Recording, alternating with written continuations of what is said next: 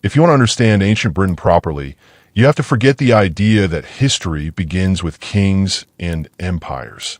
In the case of the British Isles, the story begins tens of thousands of years before any written record, in a landscape that is constantly changing, sometimes dramatically, sometimes so slowly that no human life would have noticed the difference across many generations. Modern evidence shows that Homo sapiens were present in what we now call Britain at least around 40,000 years ago. At that time, Britain was not an island in the way we understand it today. Sea levels were much lower, and what is now the English Channel was often a stretch of land or marsh connecting Britain to continental Europe. Early human groups could move in and out depending on climate, hunting conditions, and the shifting availability of resources. These were not settled societies in any modern sense. They were mobile hunter-gatherers, living entirely in rhythm with animals, seasons, and environmental change. For long periods, especially during glacial phases, large parts of Britain were uninhabitable. Ice sheets pushed people south, and then warmer periods drew them back again. This cycle of disappearance and return is one of the earliest defining features of human presence in the region. Archaeology shows repeated waves of occupation, abandonment, and reoccupation, long before anything resembling continuous cultural development. As the last ice age ended, roughly around 10,000 BC, Britain began to transform into a more stable and habitable environment. Forests spread, animal populations changed, and human communities adapted to a new landscape. This is where we begin to see more consistent patterns of settlement. People were still largely hunter-gatherers, but they were no longer simply passing through. They were beginning to belong to specific territories. Then comes one of the most important turning points in all of British prehistory, the Neolithic Revolution. Around 400 to 2500 BC, agriculture and animal husbandry began to appear in the British Isles. This was not a sudden transformation, but it fundamentally changed everything about human life. Instead of moving constantly, people began to build permanent settlements. They cleared forests, cultivated land, and raised domesticated animals. With agriculture came surplus, and with surplus came something even more important, the ability to organize labor on a massive scale. This is where we see the rise of Britain's most mysterious and enduring prehistoric monuments. Long before written language, the people of Neolithic Britain were constructing extraordinary structures using enormous stones transported over vast distances. These were not random acts of building. They were carefully planned, socially coordinated projects requiring knowledge of engineering, astronomy, and community organization. The most famous of these is, of course, Stonehenge, but it is far from the only one. Across the British Isles, hundreds of stone circles, burial mounds, and ceremonial sites still stand as silent evidence of a highly structured and symbolically rich society. What is especially striking is that these Neolithic communities were capable of organizing labor at a scale that suggests strong leadership structures, shared belief systems, and long-term planning.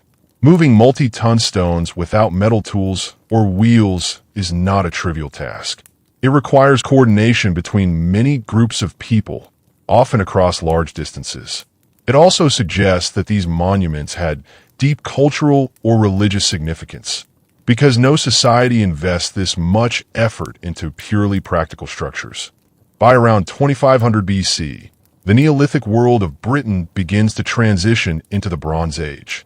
This shift is defined by metallurgy, specifically the introduction of bronze, an alloy made from copper and tin.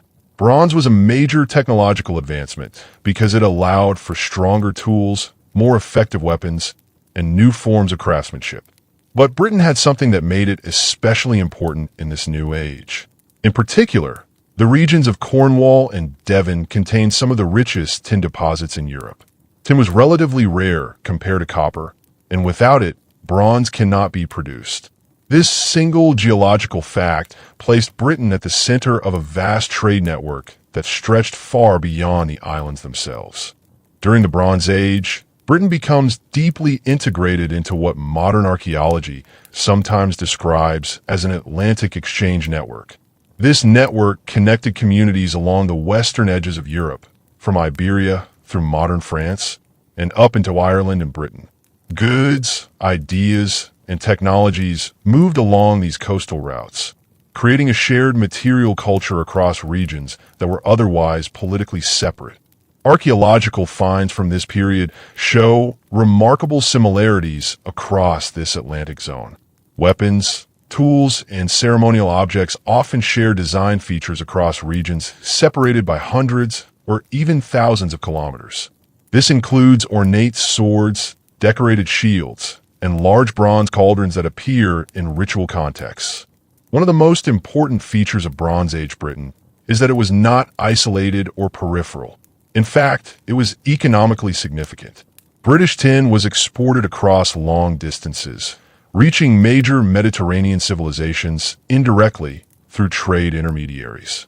In return, Britain received luxury goods and exotic materials that would otherwise never have reached Northern Europe. This exchange helped create elite classes within British society, as control over trade routes and resources became a source of power. At the same time, however, we still face a major limitation when trying to understand this period. There are no written records from the people themselves. Everything we know comes from archaeology. We do not know what language they spoke with certainty, nor do we know how they understood their own identity. This becomes crucial later when we start discussing the origins of the Celts. Because one of the most important questions in European ancient history is this: when does Celtic culture actually begin? For a long time, historians assumed that Celtic culture spread outward from Central Europe, particularly from a region associated with the Hallstatt culture in what is now Austria and surrounding areas. According to this model, Celtic-speaking groups expanded westward and eventually reached Britain and Ireland. This became known as the Hallstatt theory, and it shaped much of early modern understanding of Celtic origins. However, more recent archaeological interpretations have challenged this simple migration model.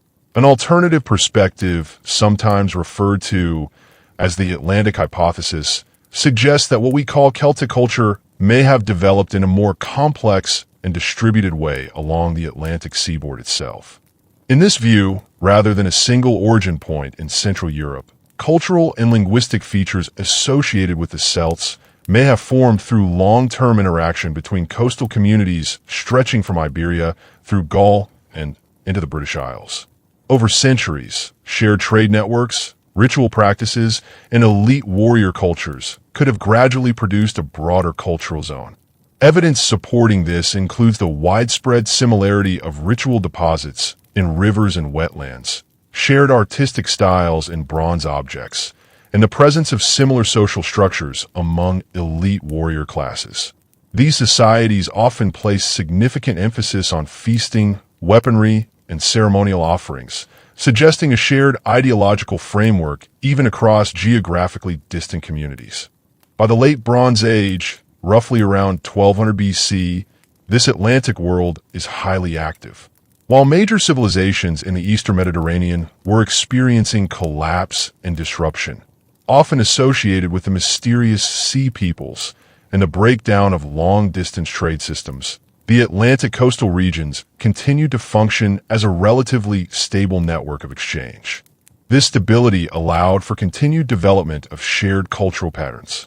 In particular, we see increasing evidence of ritual deposition, where valuable objects such as weapons and ornaments were deliberately placed in rivers, lakes, and bogs. This practice appears consistently across regions that would later be associated with Celtic-speaking peoples, suggesting shared religious or symbolic ideas. It is also during this period that we begin to see the gradual formation of what might be described as Proto-Celtic linguistic unity. While we cannot directly observe spoken language from this time, linguistic reconstruction suggests that many later Celtic languages may have descended from a common ancestral language or closely related dialect continuum. How exactly this language spread or formed remains one of the major unresolved questions in ancient European history.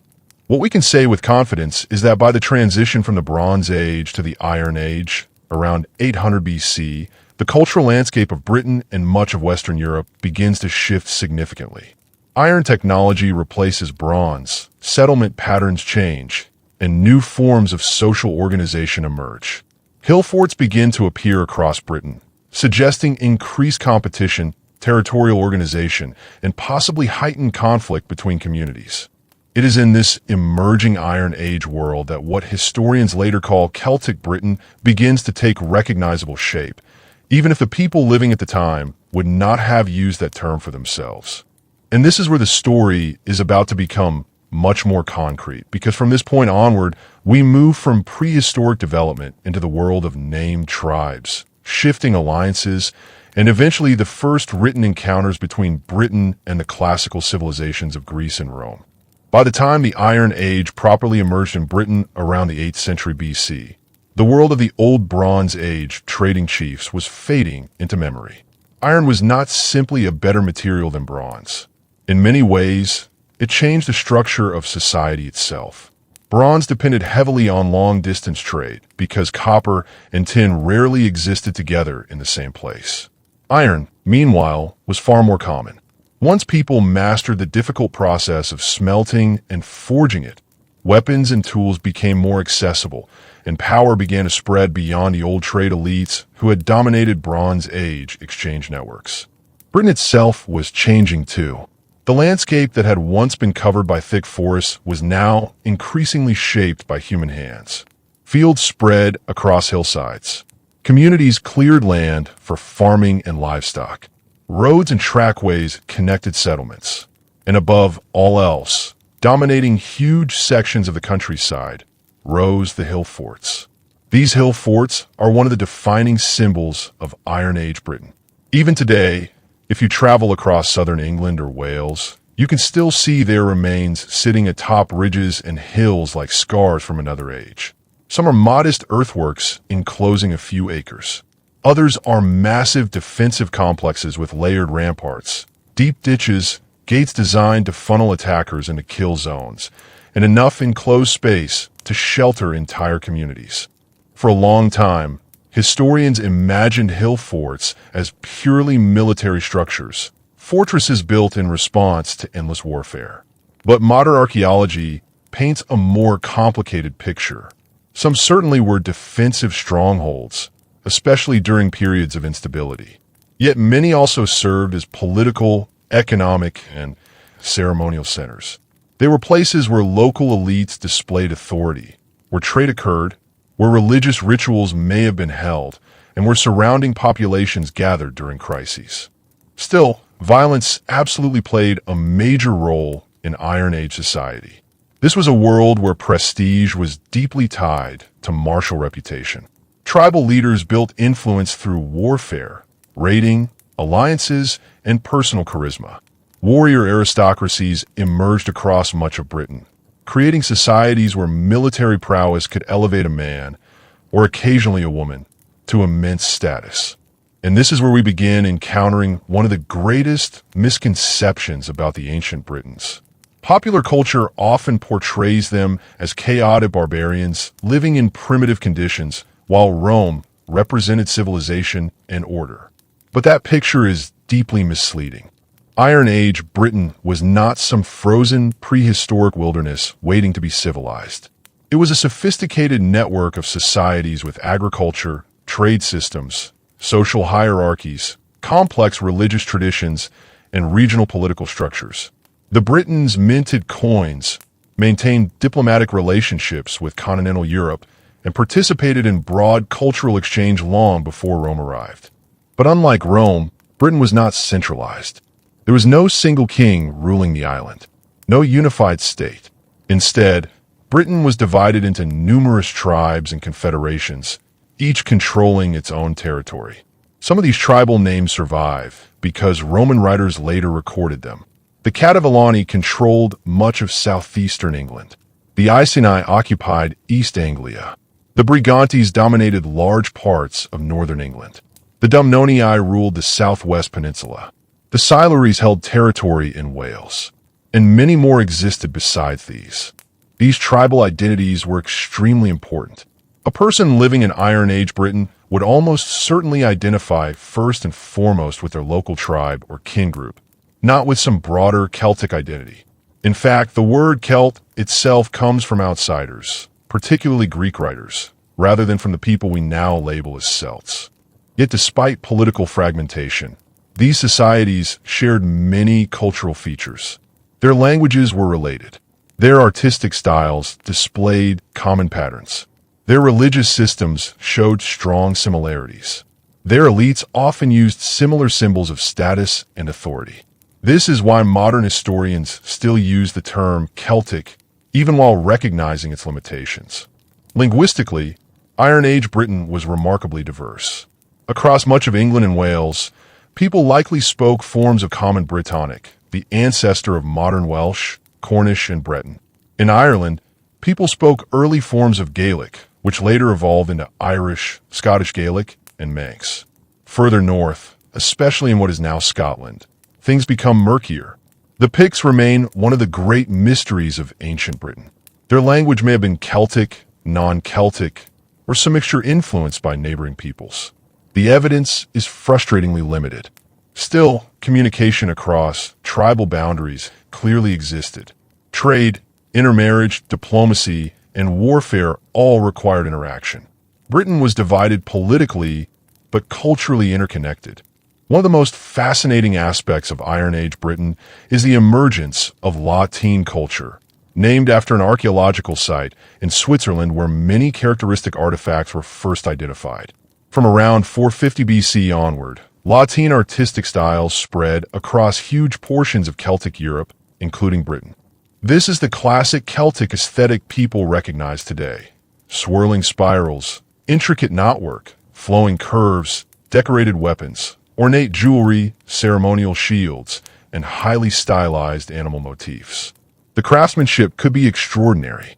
Swords were not merely functional weapons, but status symbols. Shields became works of art. Metalworking reached astonishing levels of sophistication. And much of this artistic expression was tied directly to warrior culture. The warrior occupied a central place in Iron Age society.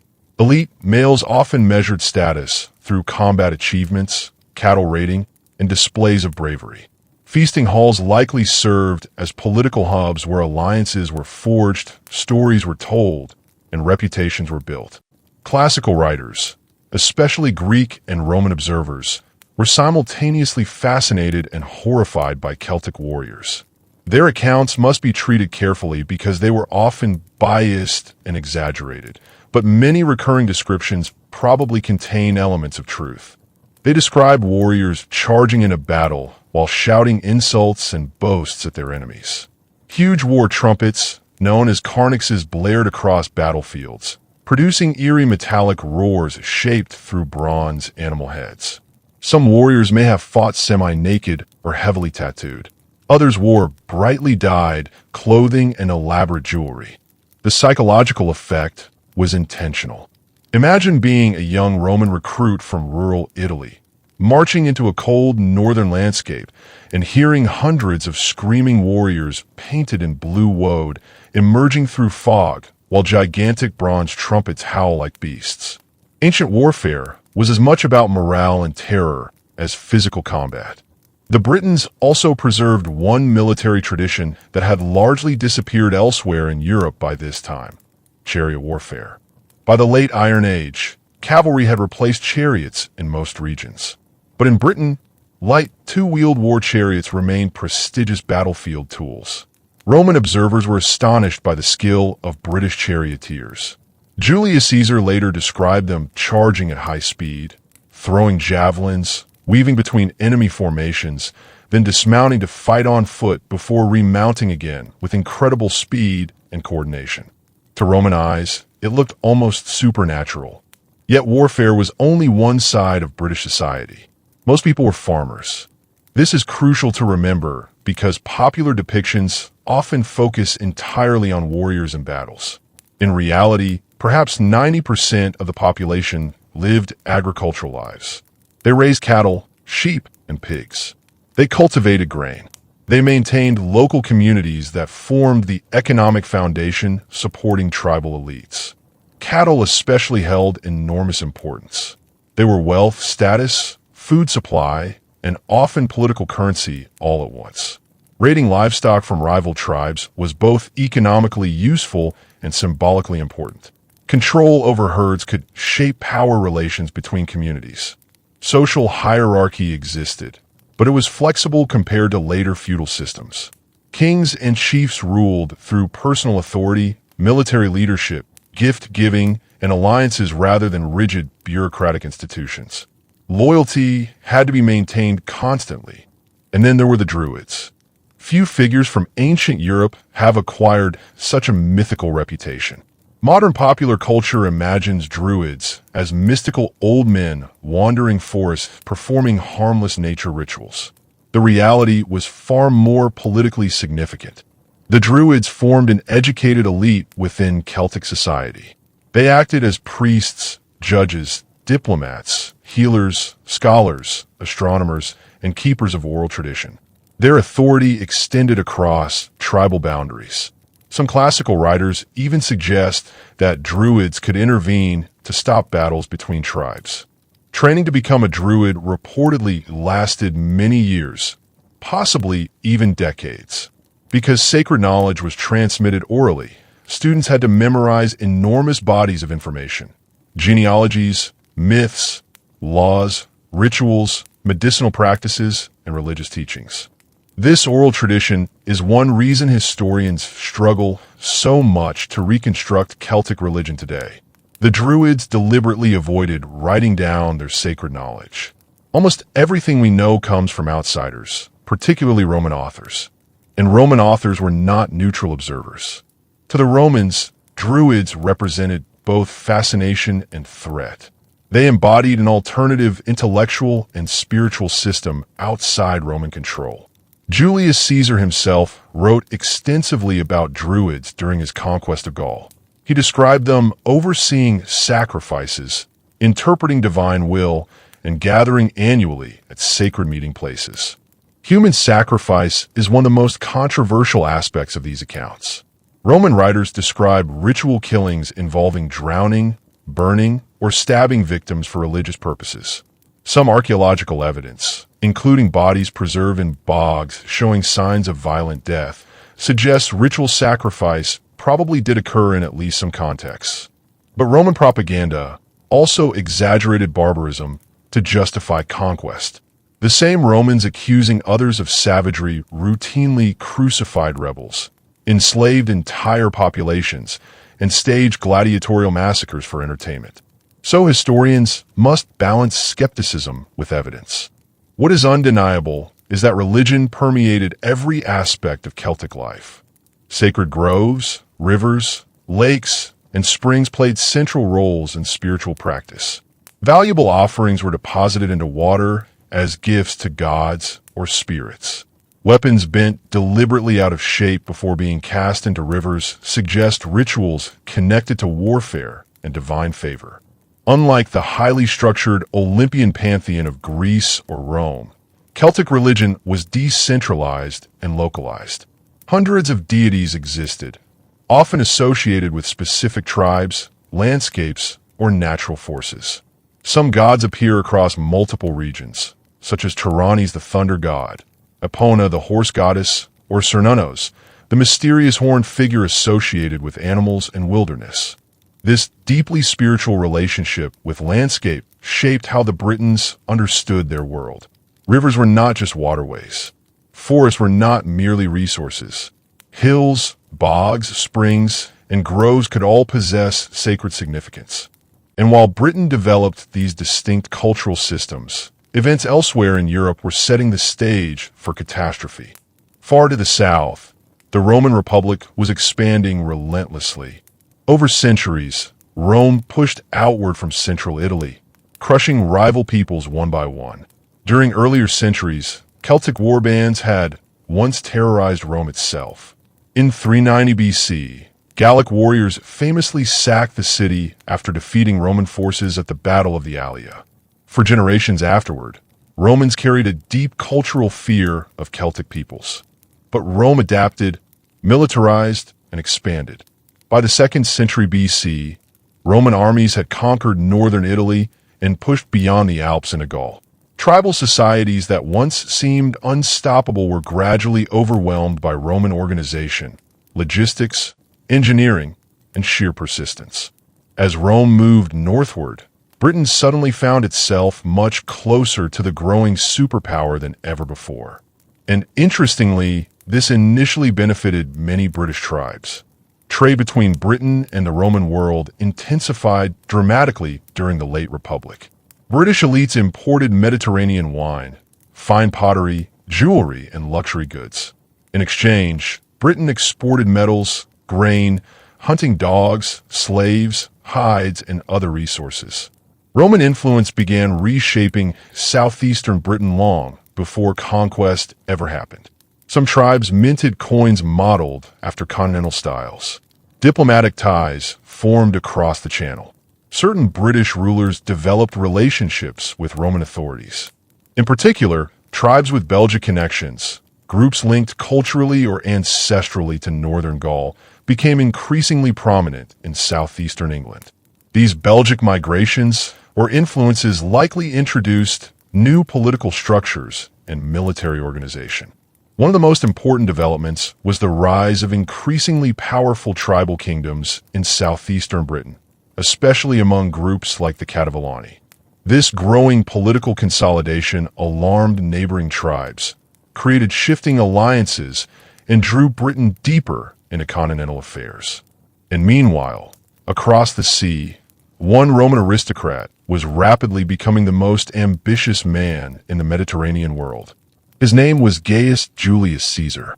He had already conquered much of Gaul through a brutal series of campaigns that killed or enslaved enormous numbers of people. But Caesar's ambitions were never satisfied. Roman politics rewarded spectacle, prestige, and military glory. To remain dominant in Rome's cutthroat political system, Caesar needed achievements no rival could match. And beyond the northern sea lay a place wrapped in mystery, feared by soldiers, barely understood by scholars, and untouched by Roman conquest. Britain, to Roman imagination, it was almost mythical, a land beyond the edge of the known world. A place of painted warriors, fog-covered forests, strange gods, and terrifying chariots. And Caesar had decided he was going there. By the middle of the 1st century BC, Julius Caesar stood at the peak of Roman fame, but also at the edge of political disaster. His campaigns in Gaul had made him rich beyond imagination and transformed him into one of the most celebrated generals in Roman history. Yet in Rome itself, enemies were gathering. The Republic's political system rewarded spectacle, conquest, and prestige, but also punished any man who appeared too powerful. Caesar knew that standing still was dangerous. If he stopped winning victories, rivals like Pompey and Crassus could overtake him politically. So he looked north. To the Romans, Britain occupied a strange place between reality and legend. Merchants traded with the island, yes. Some Roman geographers acknowledged its existence. But for many ordinary Romans, Britain still felt mythical, a distant fog-covered world beyond the boundaries of civilization itself. Stories circulated of painted barbarians, Druids performing strange rituals in sacred forests, and warriors charging in a battle from horse-drawn chariots. And perhaps most importantly for Caesar, no Roman commander had ever conquered it. That alone made it irresistible. Officially, Caesar justified intervention by claiming that British tribes had supported resistance against Rome and Gaul. There was truth in this.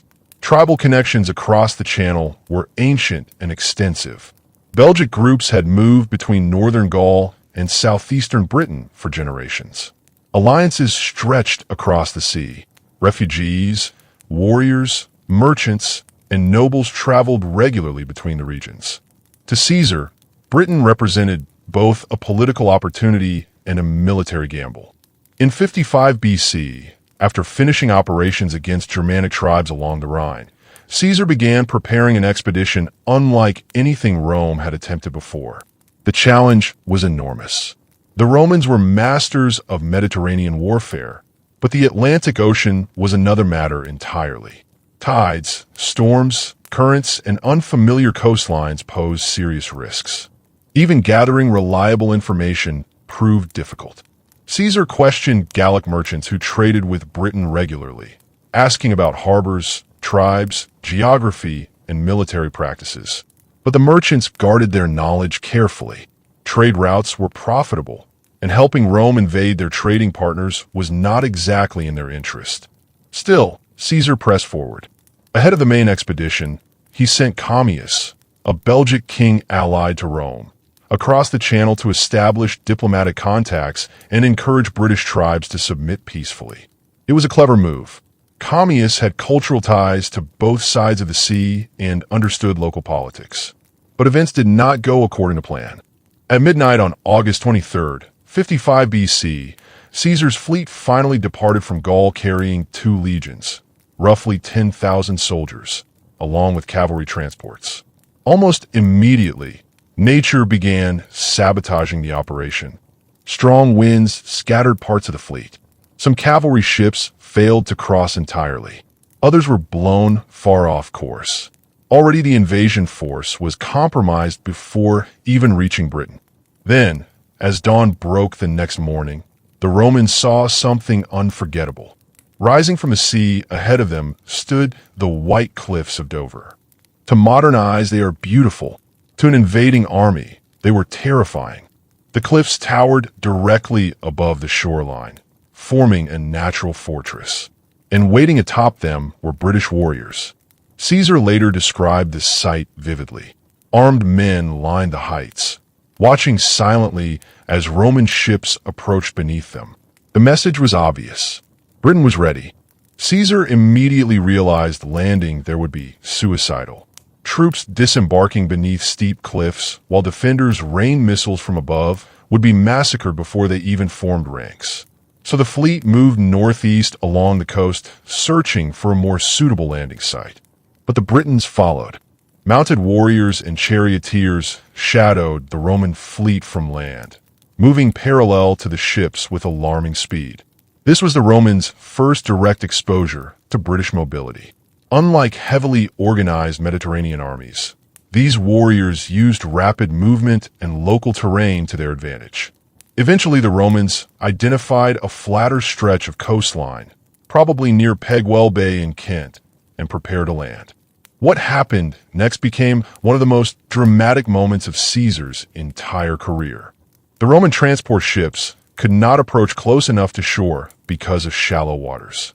Legionaries would have to jump overboard in full armor and wade through surf while under enemy attack.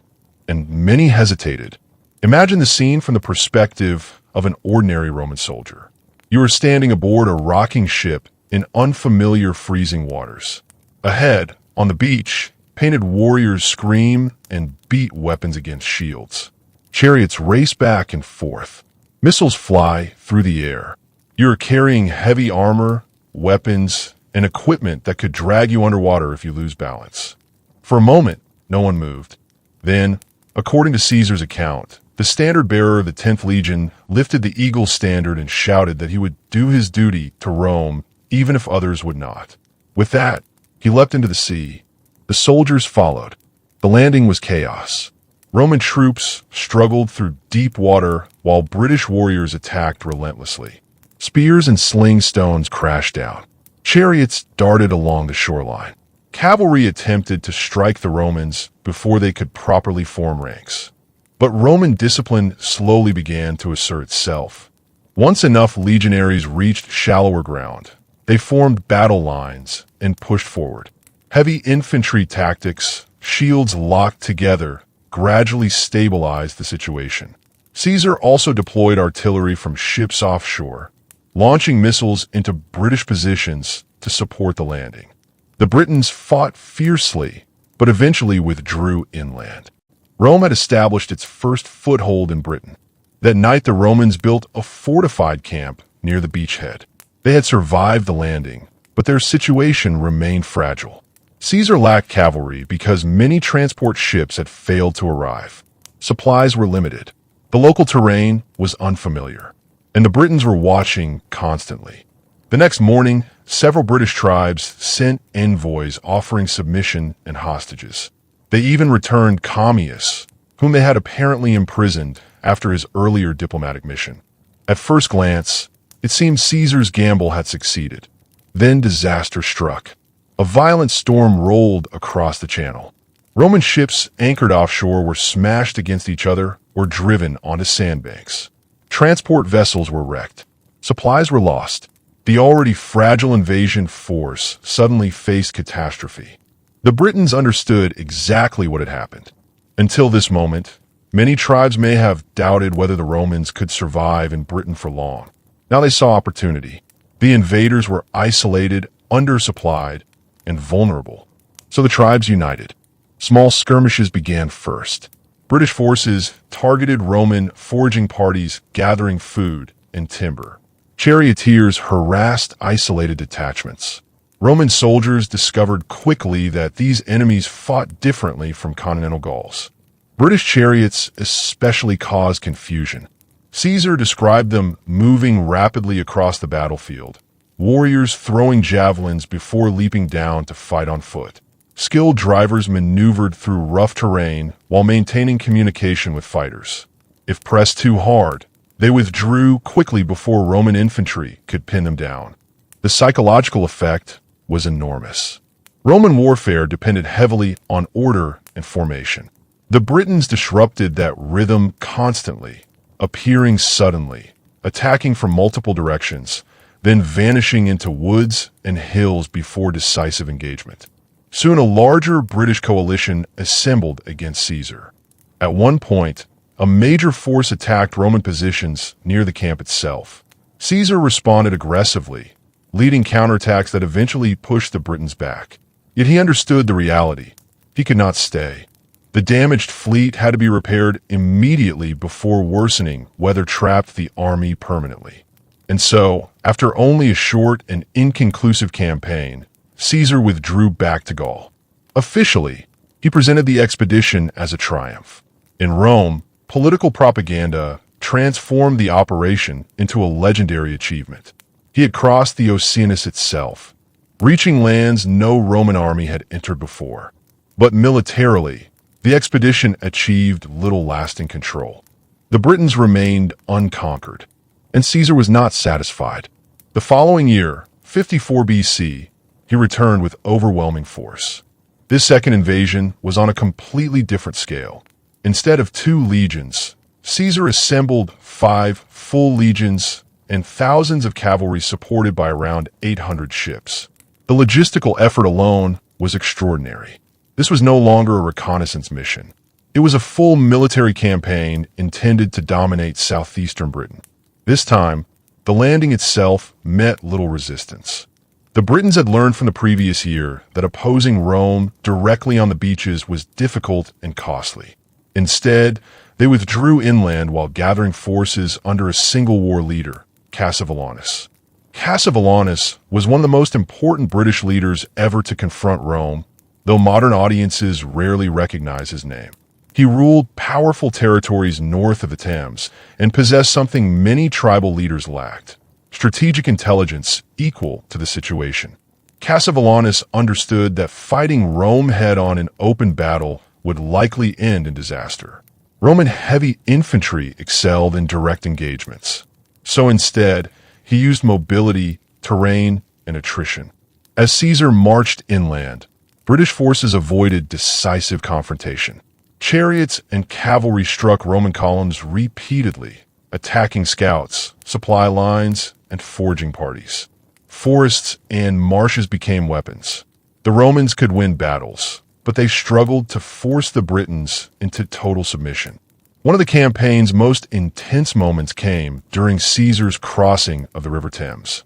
Ancient sources suggest the Britons had fortified crossing points with sharpened stakes hidden underwater. Roman troops advancing through the river faced missile fire and difficult terrain simultaneously. Yet Roman discipline once again prevailed, and Caesar forced the crossing. Still, Cassivellaunus remained elusive.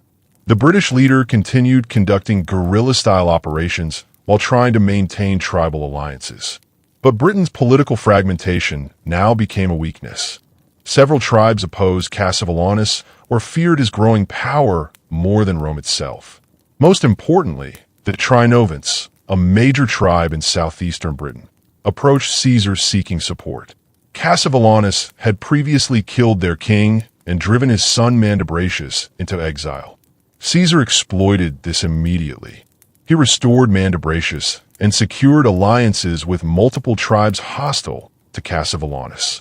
Suddenly, the British resistance began fracturing from within. This is one of Rome's oldest strategies throughout history. Divide enemies politically when direct military conquest proves difficult. With local allies now assisting him, Caesar advanced against Cassivellaunus' stronghold, probably located near modern Hertfordshire. Meanwhile, Cassivellaunus attempted one final desperate move. He ordered allied tribes in Kent to attack the Roman naval base and beachhead, hoping to trap Caesar inland. The attack failed. Roman defenses held.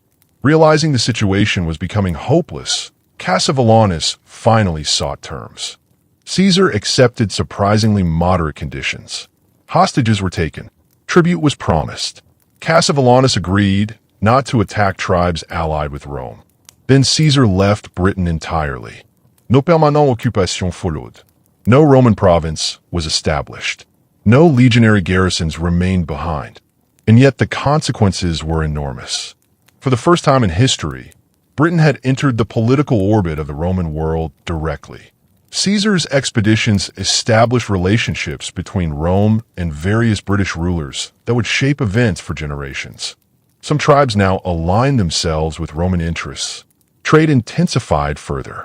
Roman goods flowed into southeastern Britain in increasing quantities. Certain British elites adopted continental styles and political practices. At the same time, Rome now possessed detailed intelligence about Britain's geography, tribes, and military systems. The island was no longer mythical. It had become strategically imaginable. And the Britons themselves had learned something equally important. The Romans could be resisted. Caesar had invaded twice and still failed to establish permanent control. For nearly a century after Caesar's departure, Britain remained outside the Roman Empire. Tribal kingdoms rose and fell. Alliances shifted. Some rulers embraced Roman influence, while others resisted it fiercely. But the shadow of Rome never disappeared. Across the Channel, the Republic itself collapsed into civil war. Caesar was assassinated. Augustus established the Roman Empire. Emperors came and went. And slowly, steadily, Roman power expanded closer and closer toward Britain again. Then, almost 100 years after Caesar first stepped on a British soil, a new emperor faced a political problem remarkably similar to Caesar's. His name was Claudius, and he needed a conquest. By the year 43 AD, nearly a century had passed since Julius Caesar's expeditions to Britain. In that time, the Roman world had transformed completely. The Republic was gone. Civil wars had consumed generations of Romans. Caesar himself had been assassinated in the Senate. Augustus had emerged victorious and reshaped Rome into an empire in all but name. Emperors now ruled from the Palatine Hill, while legions guarded frontiers stretching from Spain to Syria. And across the Channel, Britain had changed too. The tribes of southeastern Britain had become increasingly wealthy through trade with Rome. Roman wine amphorae, imported pottery, glassware, jewelry, and coins circulated among local elites. Some tribal rulers adopted Roman styles of kingship and diplomacy. Others resisted growing Roman influence fiercely. At the center of this shifting political landscape stood one of the most powerful tribal confederations in Britain, the Cativellani. Originally based north of the Thames, the Cativellani had steadily expanded their authority across southeastern England. Their rulers were ambitious, militarily capable, and increasingly dominant over neighboring tribes. Under kings like Cunobelinus, later romanticized in medieval legend, and even inspiring Shakespeare's Cymbeline, the tribe became a major regional power. Roman writers actually respected Cunobelinus. Unlike the stereotypical image of barbarian warlords, he appears to have ruled through sophisticated political organization and active engagement with continental trade networks. His coinage circulated widely. His influence reached deep into neighboring territories. But after his death, succession struggles and expansionist ambitions destabilized the balance of power. Two of Cunobelinus' sons, Caratacus and Tagadumnus, emerged as dominant leaders. And unlike some earlier British rulers who had maintained relatively cooperative relations with Rome, these men aggressively expanded against tribes aligned with Roman interests. One victim of this expansion was Boudica, king of the Atrebates. The Atrebates were effectively a Roman client kingdom in southern Britain. When Caratacus conquered Boudica's territory and forced him into exile, the displaced king fled directly to Rome seeking imperial support. For Emperor Claudius, this was a gift. Claudius had become emperor only recently after the assassination of Caligula. Many Roman elites considered him weak, awkward, physically unimpressive, and politically vulnerable. He had spent much of his earlier life underestimated due to health issues, speech difficulties, and physical disabilities. But Claudius was far more intelligent than many realized. He understood Roman politics perfectly. An emperor needed military glory. Al-Hushtish had conquered Egypt. Tiberius had commanded armies in Germany. Even Caligula, despite his madness, obsessed over military spectacle. Claudius needed a major victory to legitimize his rule in the eyes of the army and Senate alike. Britain offered exactly that. Officially, the invasion would restore Boudica and punish aggression against Rome's allies. In reality, Claudius sought prestige, expansion, and historical immortality. So in 43 AD, nearly 100 years after Caesar's first landing, Rome prepared for the full conquest of Britain. This time, there would be no quick raid. This was an imperial invasion.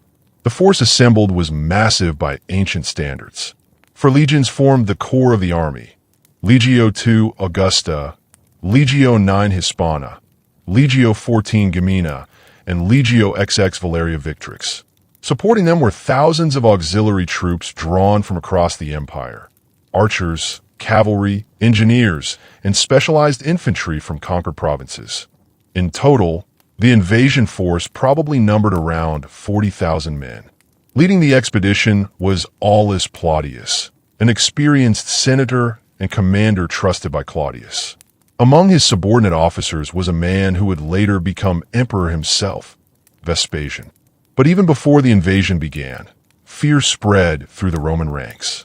To many soldiers, Britain still carried an aura of supernatural danger. The ocean itself represented a symbolic boundary in Roman imagination. Beyond it lay uncertainty, storms, and barbarian lands. Some troops reportedly mutinied rather than board ships for the crossing. According to the historian Cassius Dio, the crisis was finally resolved in almost absurd fashion when one of Claudius' freedmen publicly mocked the soldiers' cowardice, humiliating them into compliance. At last, the invasion fleet crossed the channel. Unlike Caesar's chaotic landings generations earlier, this operation was far better organized. The Romans likely landed near Richborough in Kent, where archaeological evidence suggests major military activity. And crucially, the landing itself faced little resistance. Why? Because British coordination had failed. Many tribes had expected Rome might never come at all. Others underestimated the scale of the invasion. Some likely assumed the Romans would merely conduct another temporary raid like Caesar's expeditions. By the time the full reality became clear, the Romans were already ashore. Still, resistance gathered quickly. Caratacus and Tagadumnus assembled a massive coalition force drawing support from numerous tribes across southeastern Britain. Unlike many earlier tribal conflicts, this was now existential. Rome did not simply raid and leave. Rome absorbait territorii permanenti. The British coalition chose to make its first major stand along the River Medway in Kent. The Battle of the Medway became one of the largest and bloodiest engagements in early British history. For 2 days, fighting raged across rivers, marshes, and rough terrain. The Britons fought fiercely, exploiting local geography and launching repeated assaults against Roman positions. Chariots charged across open ground, while tribal warriors attempted to overwhelm Roman formations through sheer ferocity. But Rome possessed advantages the tribal coalition struggled to match. Roman armies functioned like machines. Discipline, engineering, logistics, chain of command, and battlefield flexibility allowed legions to maintain cohesion even under immense pressure. Auxiliary troops played key roles as well, especially Batavian soldiers recruited from the Germanic regions of the empire. These Batavi were expert swimmers. According to Roman accounts, Batavian auxiliaries crossed rivers in full armor to attack British positions unexpectedly from multiple directions. The psychological impact was devastating. After 2 days of brutal combat, the British forces were pushed back. Then came another major engagement at the River Thames. Again, the Britons attempted to use terrain to offset Roman advantages.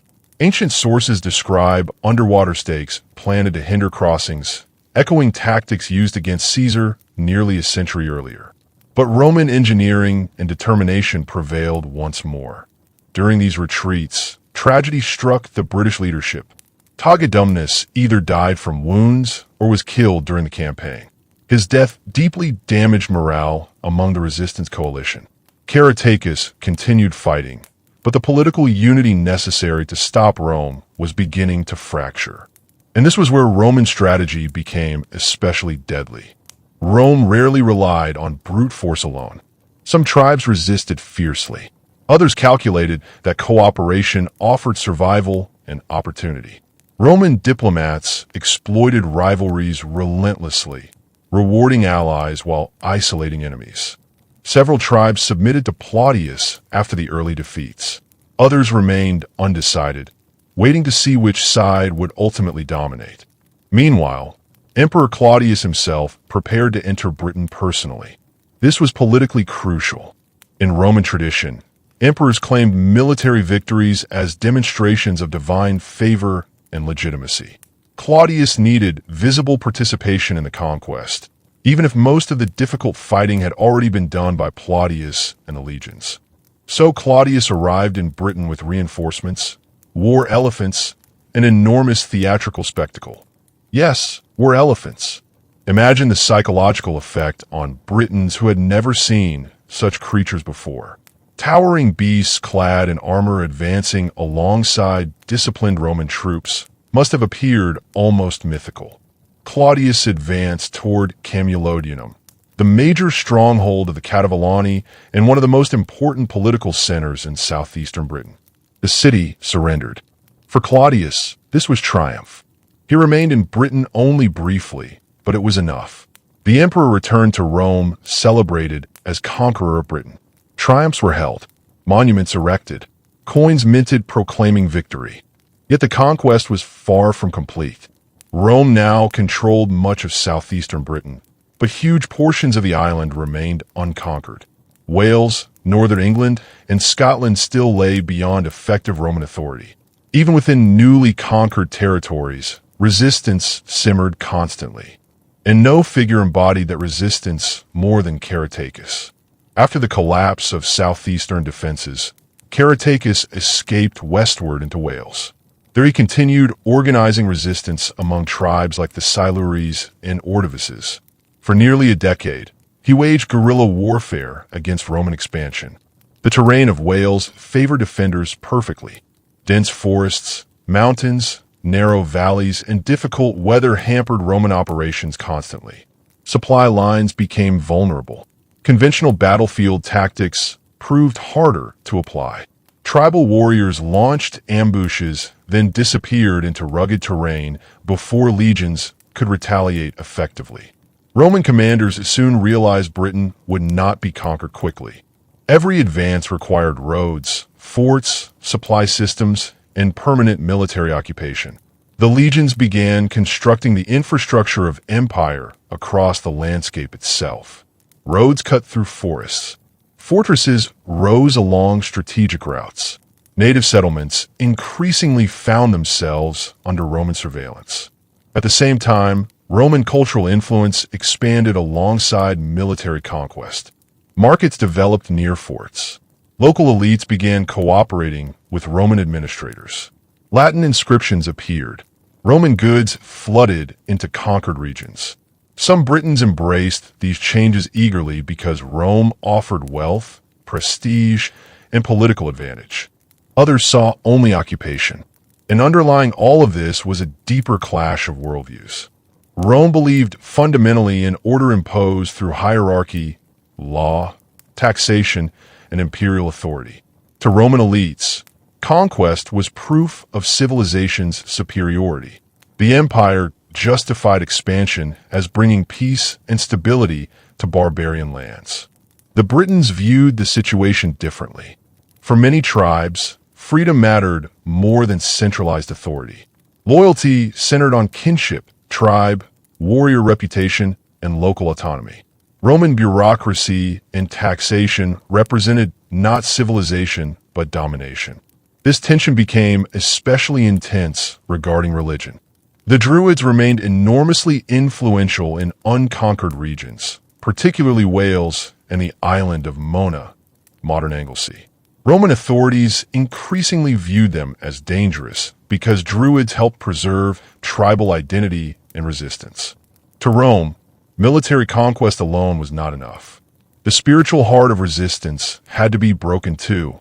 And while Roman armies slowly expanded westward, another storm was gathering elsewhere in Britain. In the east, among the Iceni tribe, tensions with Rome were reaching a breaking point. At first, the Iceni had accepted client-king status under Roman oversight.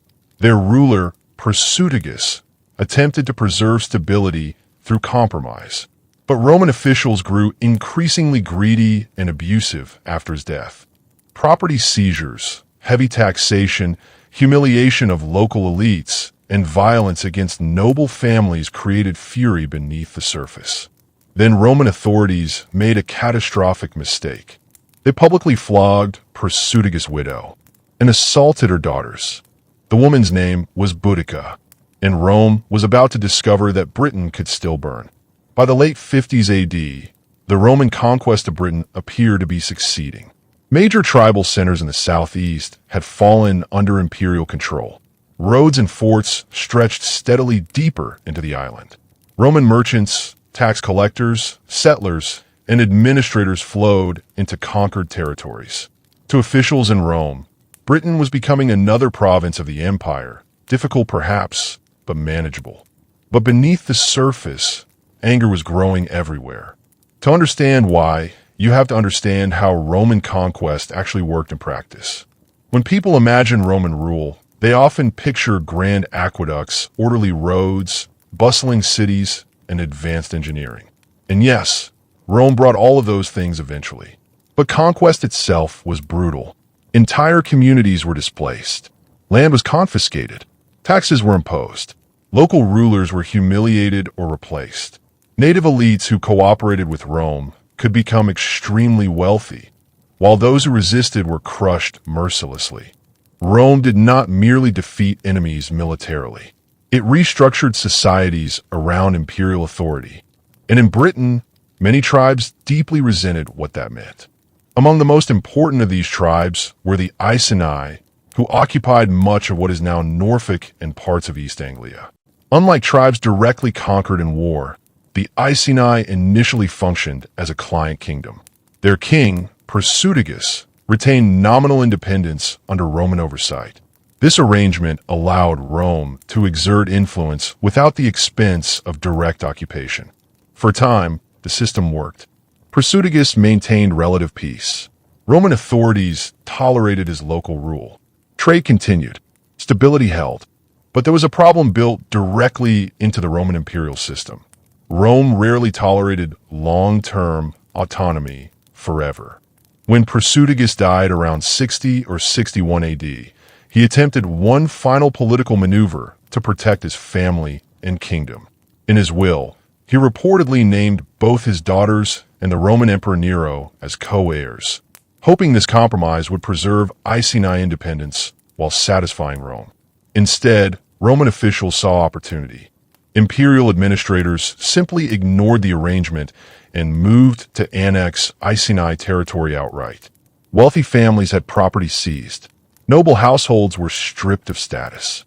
Roman creditors suddenly demanded repayment of enormous loans. Lands were confiscated aggressively. Then came the act that transformed resentment into open war. Prasutagus' widow, Boudica, protested Roman actions. The Roman response was catastrophic. According to Tacitus, Roman officials publicly flogged Boudica and assaulted her daughters. Whether every detail survives accurately through ancient sources is impossible to know with certainty, but the core reality is clear. Rome humiliated one of the highest-ranking women in Britain publicly and violently. And in doing so, they ignited one of the most dangerous rebellions the empire would ever face. Now, Boudica herself has become almost mythical in modern memory, but it is important to separate history from later legend. She was not a fantasy warrior queen charging dramatically through battlefields in polished armor like modern films often depict. She was a real political leader operating within the tribal structures of Iron Age Britain. And importantly, British society appears to have allowed women significantly more political authority than Rome did. Roman writers themselves commented on this difference with fascination and discomfort. Tacitus observed that Britons made no distinction of sex in leadership. That statement was probably exaggerated somewhat, but women in elite Celtic society clearly possessed more visible authority than elite Roman women typically did. Boudica now emerged as the figure capable of uniting multiple tribes against Rome. The Iceni rebelled first, but they were quickly joined by the Trinovants and others deeply resentful of Roman rule. One major source of anger was Camulodunum, modern Colchester. Camulodunum held enormous symbolic importance. It had once been a major center of native power under the Cativolani. After conquest, the Romans transformed it into a colonia, effectively a settlement for retired Roman soldiers. Local Britons saw their former political center turned into a symbol of occupation. Worse still, a massive temple dedicated to the divine Claudius had been built there, funded partly through local taxation. To many natives, it represented not civilization, but domination and humiliation. At the time the rebellion began, the Roman governor Gaius Suetonius Paulinus was campaigning far away in Wales against the Druids on the island of Mona, modern Anglesey. This timing was disastrous for Rome, because Mona was no ordinary target. Anglesey functioned as one of the great spiritual centers of Celtic Britain. Druids held immense influence there. Roman authorities believed, correctly, that Druidic networks helped sustain resistance to Roman rule across the island. So Suetonius launched a major operation to destroy this center permanently. The Roman assault on Mona became one of the most haunting episodes recorded in ancient Britain. As Roman troops prepared to cross the water, separating the island from mainland Wales, they saw Druids and native warriors assembled along the shore. Ancient accounts describe black-robed figures raising their arms to the sky, while women ran among the warriors screaming curses at the invaders. To Roman soldiers already deeply superstitious, the scene was terrifying. Tacitus writes that the legionaries froze momentarily in fear before officers finally rallied them forward. The Romans crossed, slaughtered defenders, and devastated sacred groves associated with Druidic worship. It was at this exact moment, while Rome focused on crushing spiritual resistance in Wales, that eastern Britain erupted. The rebellion spread with shocking speed. Roman settlements found themselves isolated. Native warriors gathered in enormous numbers. Panic spread among Roman civilians and officials alike. Boudica's first target was Camulodunum. The colonia was dangerously vulnerable. Most military forces were absent. Defenses were weak because Roman authorities had grown overconfident. Appeals for reinforcements were either ignored or delayed. Then the storm hit. Boudica's coalition descended upon Camulodunum and obliterated it. Archaeology confirms the scale of destruction vividly. Thick layers of burned material dating to the rebellion still exist beneath modern Colchester. Buildings collapsed in flames. Roman inhabitants were massacred. The Temple of Claudius became the final refuge for survivors. They held out briefly before being overwhelmed.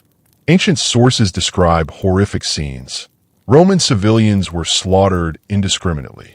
Some accounts claim prisoners were tortured ritually. Numbers reported by Roman historians are almost certainly exaggerated, but the terror was real enough. Rome had lost control. The Ninth Legion attempted to intervene.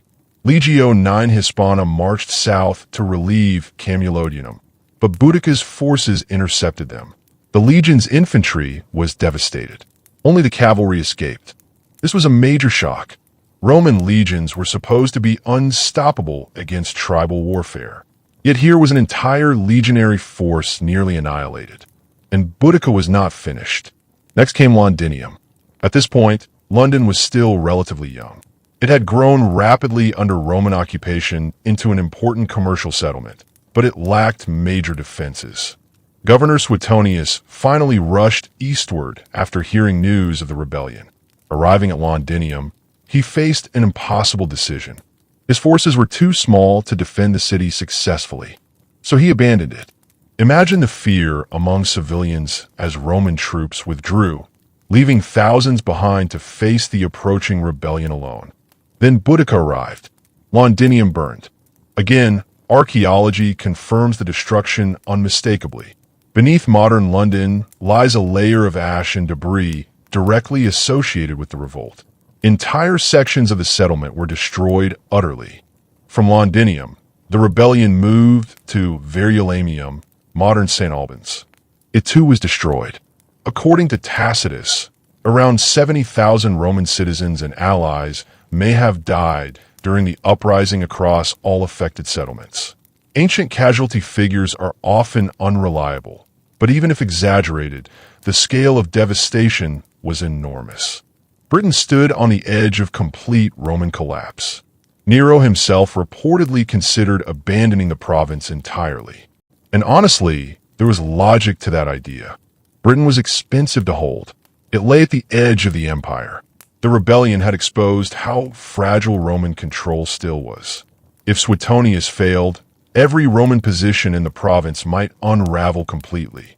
But Suetonius refused to retreat further. Instead, he prepared for one final decisive battle. This is where Roman military discipline would face perhaps its greatest test in Britain. Boudica's coalition massively outnumbered the Romans. Ancient writers claim the Britons assembled hundreds of thousands of fighters, though realistic estimates are much lower. Still, the rebels probably enjoyed overwhelming numerical superiority. Suetonius, meanwhile, gathered perhaps 10,000 men. Outnumbered, isolated, and with much of the province in chaos, he selected his battlefield carefully. The exact location remains uncertain today, but he chose terrain that neutralized British advantages. Narrow approaches restricted the enemy's ability to surround Roman lines. Forests protected the flanks. Open ground ahead forced attackers into concentrated frontal assaults. Then the armies met. Roman accounts describe Boudica riding before her warriors in a chariot, addressing the tribes. Whether literal or stylized by historians later, the image captures something real about the moment. This was more than a battle. It was a struggle over whether Roman Britain would survive at all. The Britons attacked first. Wave after wave charged the Roman position, screaming war cries, hurling missiles, and attempting to overwhelm the legionaries through sheer mass and momentum. But Suetonius held discipline perfectly. Roman soldiers waited until the attackers closed tightly enough that their formations became compressed. Then came the Pila. Thousands of heavy Roman javelins crashed into the advancing Britons simultaneously. Designed specifically to disrupt enemy charges, the Pila pierced shields and tangled formations. Then the Romans advanced. In tight, disciplined wedges, legionaries pushed forward methodically with swords and shields while auxiliaries attacked from the flanks. The terrain trapped the British force. Numbers became a disadvantage. Warriors packed densely together struggled to maneuver effectively, while Roman formations maintained cohesion. Panic spread, retreat routes clogged, and then came catastrophe. Many Britons had brought families and wagons behind the battlefield to witness victory. as retreat turned into rout. These wagons blocked escape paths completely. The slaughter was immense. Ancient sources claim 80,000 Britons died, compared to only hundreds of Romans. Those numbers are probably exaggerated, but there is little doubt the defeat shattered the rebellion entirely. Boudica herself disappears from history immediately afterward. Some sources claim she poisoned herself to avoid capture. Others suggest illness or wounds killed her. Her burial place remains unknown. Yet despite defeat, Boudica became immortal. Not because she defeated Rome, but because she came terrifyingly close. For a brief moment, tribal Britain nearly expelled the greatest empire in the ancient world from the island entirely. Rome survived, but the rebellion changed imperial policy profoundly. Roman authorities realized conquest alone was insufficient. Britain needed deeper integration, better infrastructure, stronger military presence, and more careful management of native elites. At the same time, the destruction of Druidic centers accelerated. Rome increasingly targeted the spiritual foundations of resistance alongside military threats. And while southern Britain slowly became more Romanized over the following decades, the west and north remained dangerous frontiers. They are among the mountains of Wales and the wild lands beyond northern England. Resistance still lived. And Rome was about to march deeper into Britain than ever before. After the destruction of Boudica's rebellion, Rome tightened its grip on southern Britain with ruthless determination. Entire regions were reorganized administratively. Roads expanded rapidly across the landscape. New forts appeared along strategic routes, like iron nails hammered into the island itself. Roman towns grew larger and wealthier. Londinium recovered astonishingly fast from its destruction and began transforming into one of the most important urban centers in the province. But while the southeast increasingly settled into imperial rule, huge portions of Britain remained outside effective Roman control. Wales was still fiercely hostile. Northern England remained unstable. And beyond that lay lands the Romans barely understood at all. The territories that would later become associated with the Picts of Scotland. To Roman officials sitting comfortably in Londinium or Rome itself, Britain may have appeared almost conquered after Boudica's defeat. To the soldiers stationed on the frontiers, the reality looked very different. This was not like conquering the Mediterranean. In Gaul or Spain, Rome could often seize major cities, eliminate ruling elites, and establish provincial administration relatively quickly. Britain presented unique challenges. Much of the island lacked centralized urban structures. Political authority was fragmented. Terrain varied dramatically from region to region. Dense forests, mountains, bogs, rivers, and harsh weather constantly interfered with Roman logistics. And perhaps most frustratingly for the Romans, British resistance rarely depended on holding cities. A tribe could lose a settlement and still continue fighting indefinitely from hills, forests, and mountains. Nowhere was this clearer than in Wales. The western tribes, especially the Silures and Ordovices, proved among the toughest enemies Rome ever faced in Britain. These were not societies likely to surrender after a single defeat. Their lands favored guerrilla warfare perfectly. Narrow valleys and rough hills restricted Roman formations. Supply lines stretched dangerously thin. Ambushes became constant threats. And leading much of this resistance for years was the same man who had escaped the collapse of southeastern Britain decades earlier, Caratacus. Caratacus became one of the greatest resistance leaders in ancient British history. After the initial Roman invasion, he had fled westward and transformed himself from tribal king into something larger, a symbol of anti-Roman resistance across multiple tribes. He understood Roman tactics by now. He knew direct confrontation usually favored the legions, so he relied heavily on mobility, defensive terrain, and alliances. For nearly a decade, he frustrated Roman expansion repeatedly. Roman governors changed. Campaigns came and went. Yet Caratacus remained free. Eventually, however, the Romans cornered him. The decisive confrontation probably occurred somewhere in modern Wales around the early 50s AD. Ancient accounts describe Caratacus selecting a defensive position carefully, likely on elevated terrain, protected by natural obstacles and fortified with stone barricades. Before battle, he reportedly addressed his warriors, reminding them that this was the final line between freedom and slavery. Whether Tacitus embellished the speech later or not, the sentiment reflects a genuine reality. By this stage, many Britons fully understood what Roman conquest meant. Not occasional tribute, not temporary occupation, permanent incorporation into empire. The battle itself was brutal. The Britons fought fiercely from defensive positions while Roman troops struggled uphill through difficult terrain under missile fire. But eventually Roman discipline and engineering prevailed once again. Legionaries dismantled barriers systematically and forced their way into British positions. The resistance collapsed. Caratacus escaped briefly but was betrayed by Cartimandua, queen of the Brigantes in northern England.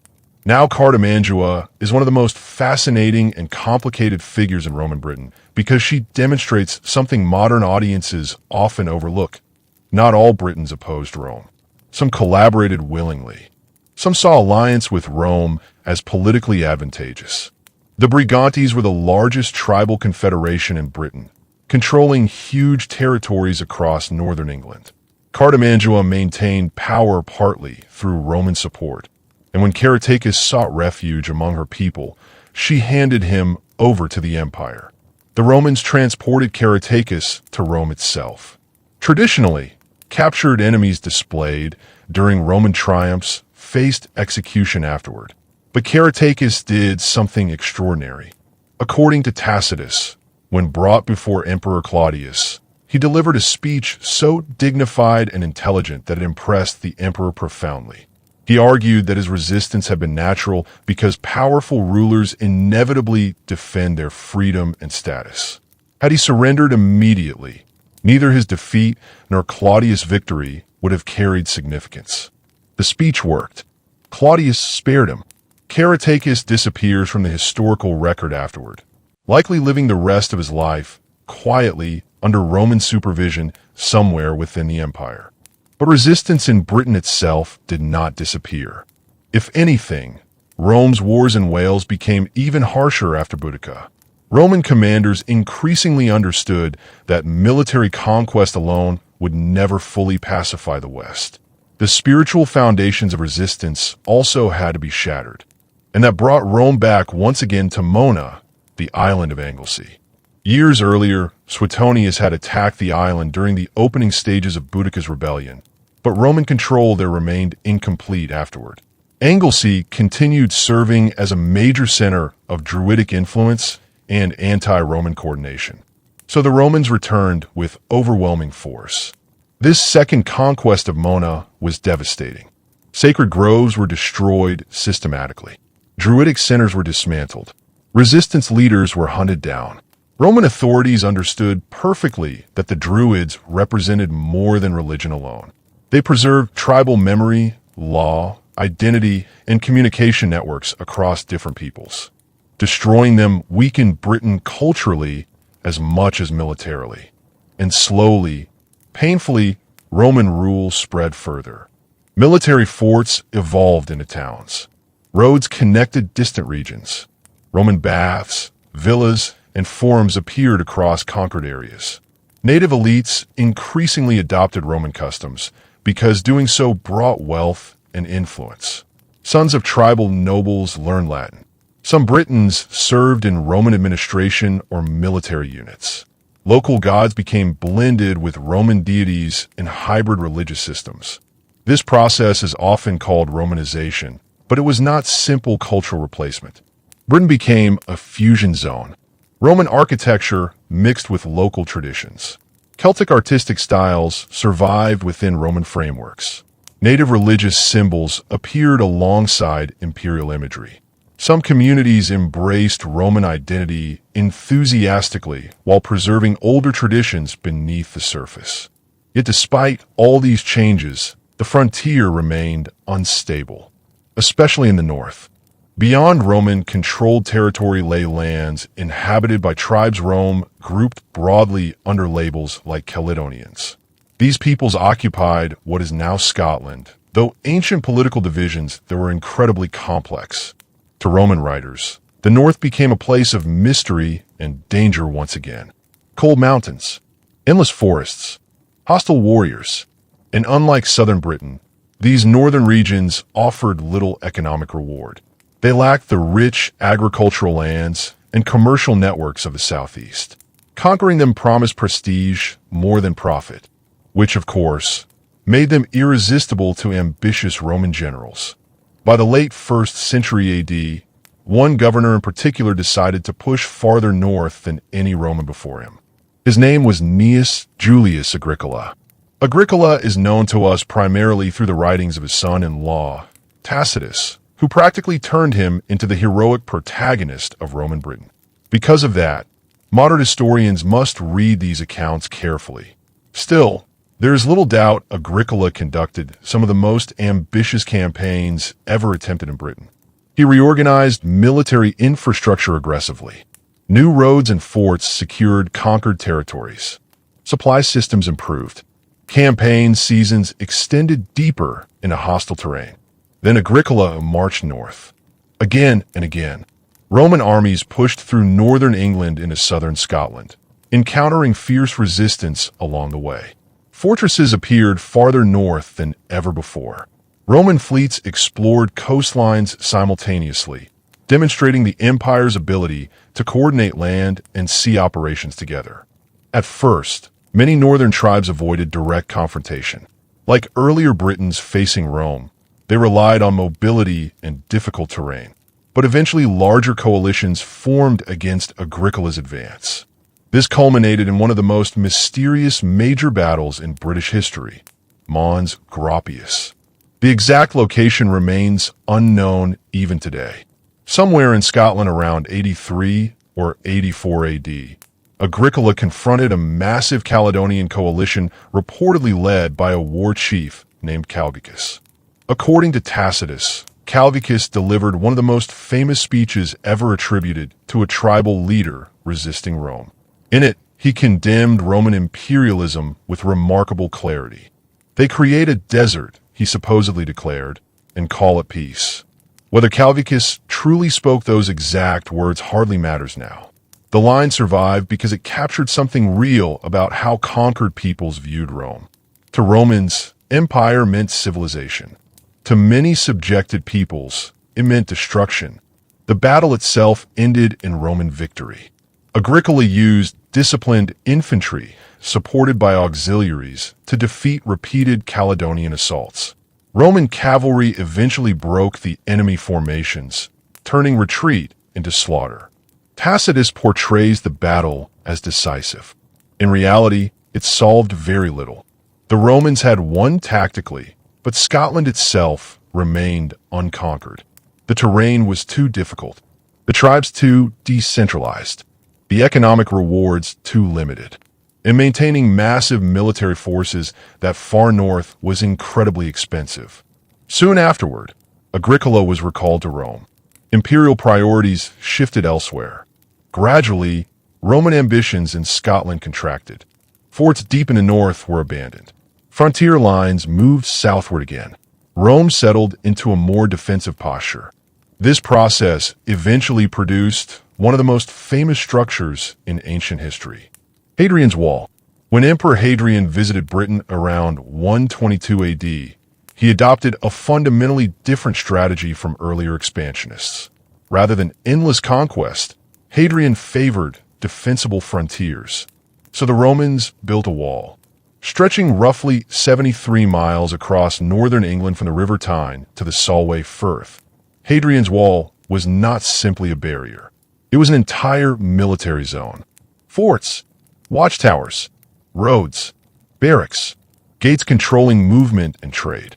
Thousands of soldiers stationed permanently across the frontier. To modern imagination, Hadrian's Wall often symbolizes the boundary between civilization and barbarism. But reality was more complicated.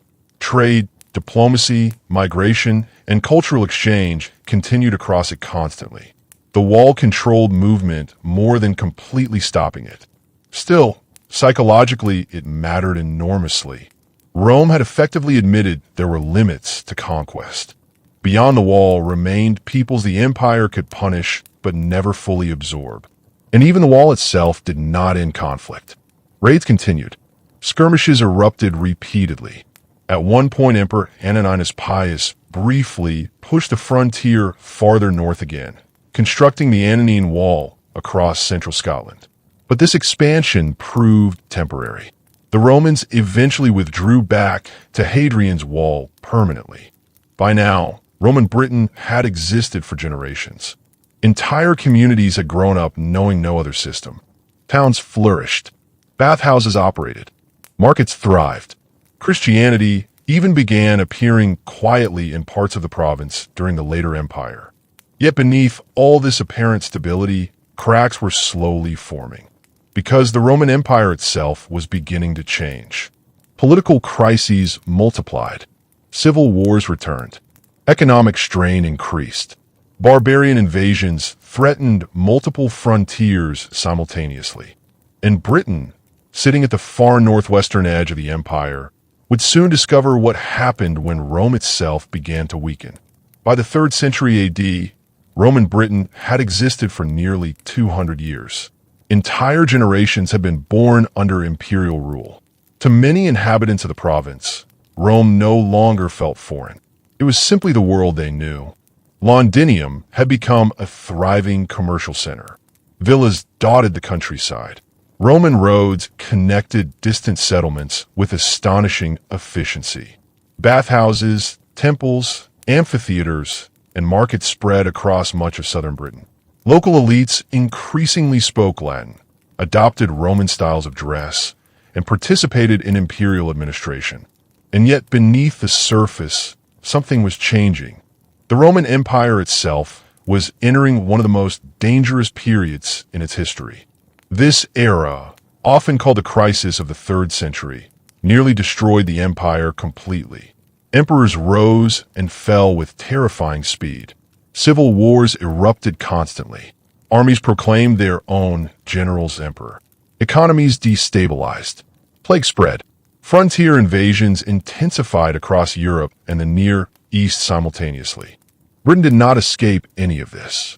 Because Britain occupied the edge of the empire, its security depended heavily on Rome's ability to maintain centralized military organization. Once the empire weakened, the province became increasingly vulnerable. And Britain had enemies on every side. To the north, beyond Hadrian's Wall, tribal confederations later grouped under the name Picts launched raids into Roman territory. From Ireland came Irish raiders, often called Scoti by the Romans, the same term that would eventually give Scotland its name. Along the eastern and southern coasts, Germanic seaborne raiders began appearing more frequently, especially Saxons. At first, these attacks were manageable. Roman frontier systems were designed precisely for this sort of pressure. Garrisons responded quickly. Coastal forts monitored movement. Mobile cavalry units intercepted raids. But as imperial crises deepened elsewhere, Britain received fewer resources and reinforcements. And increasingly, Roman Britain found itself isolated. One of the most fascinating examples of this isolation came during the late 3rd century, when Britain effectively became its own breakaway empire. The man responsible was Carausius. Carausius was a naval commander of humble origins, tasked with defending the Channel against piracy. Instead, after accusations of corruption and theft, he declared himself emperor around 286 AD and seized control of Britain along with parts of northern Gaul. And astonishingly, it worked.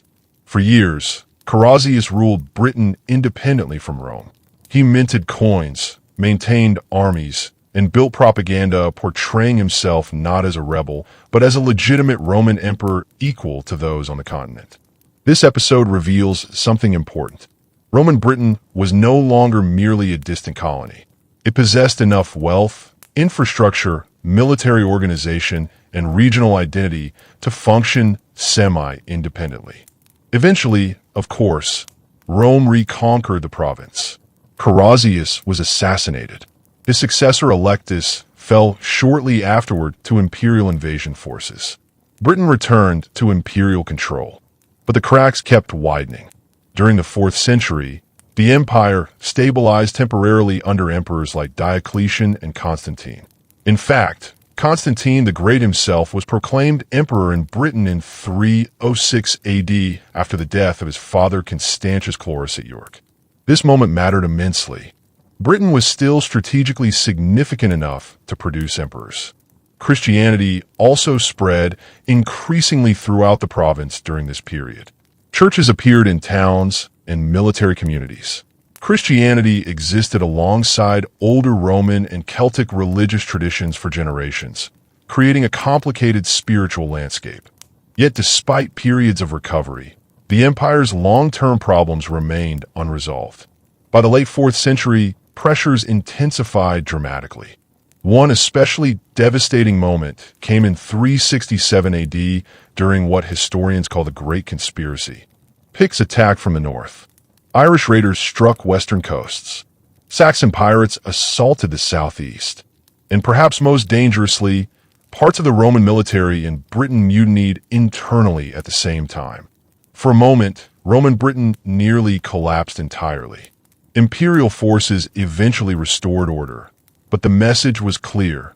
The province was becoming harder and harder to defend. And meanwhile, on the continent, catastrophe was approaching. Across Europe, massive population movements were underway. Germanic groups pressured Roman frontiers relentlessly. The Huns erupted westward from the Eurasian steppe, creating cascading migrations that destabilized huge regions.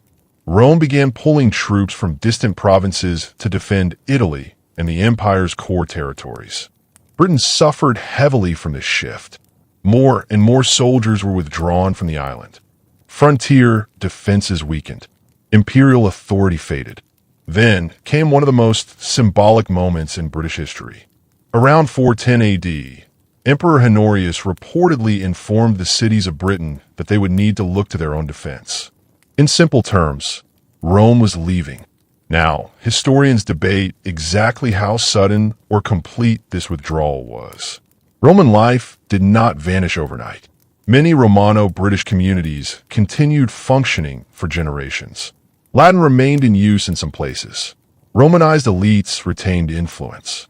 But centralized imperial authority was effectively gone. And Britain suddenly faced a terrifying question. What happens after Rome?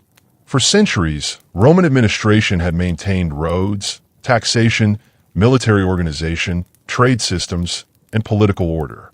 Without imperial coordination, much of that infrastructure began deteriorating rapidly. Urban life declined. Long-distance trade shrank dramatically. Circulation collapsed.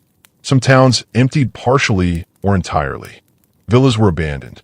This was not necessarily an immediate apocalypse, but it was a profound transformation.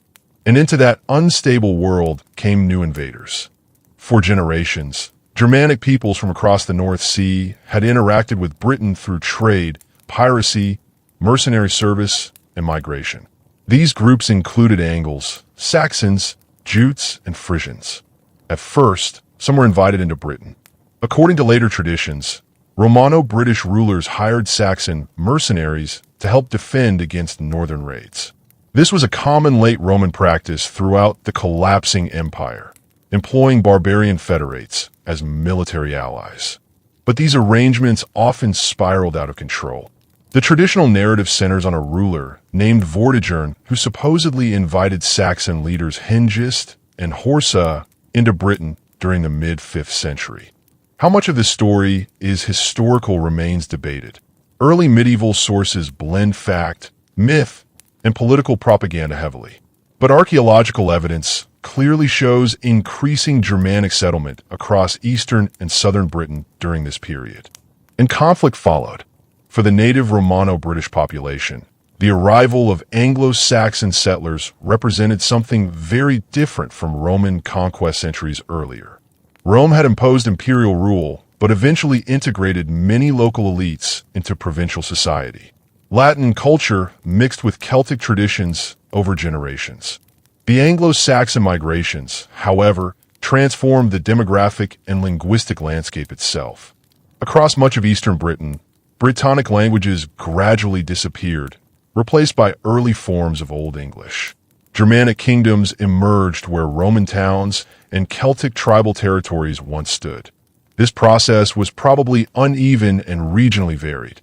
Older historians imagined total genocidal replacement. Modern scholarship favors more complex models involving migration, elite dominance, intermarriage, cultural assimilation, and local variation. But from the perspective of surviving Brittonic communities, it still felt catastrophic. And this is the environment where the legend of Arthur emerges. Now we need to be careful here. King Arthur as popularly imagined, shining armor, Camelot, Knights of the Round Table, belongs mostly to much later medieval literature. Those stories were developed centuries afterward by writers like Geoffrey of Monmouth and Créty de Troyes. But behind the legend may lie fragments of a real historical context. Somewhere in the violent chaos of post-Roman Britain, native British war leaders resisted Anglo-Saxon expansion. One of the earliest references comes from the monk Gildas writing in the 6th century. He describes a major British victory at a place called Mount Badon, where native forces halted Saxon advances for a generation. Gildas never mentions Arthur by name. Later writers do. The 9th century Historia Brittonum attributes multiple victories to a war leader called Arthur. Later Welsh traditions expand the stories further. Eventually, Arthur evolves into the central heroic figure of British medieval mythology. So is Arthur real? Possibly. But if he existed historically, he was almost certainly not a medieval king in shining plate armor.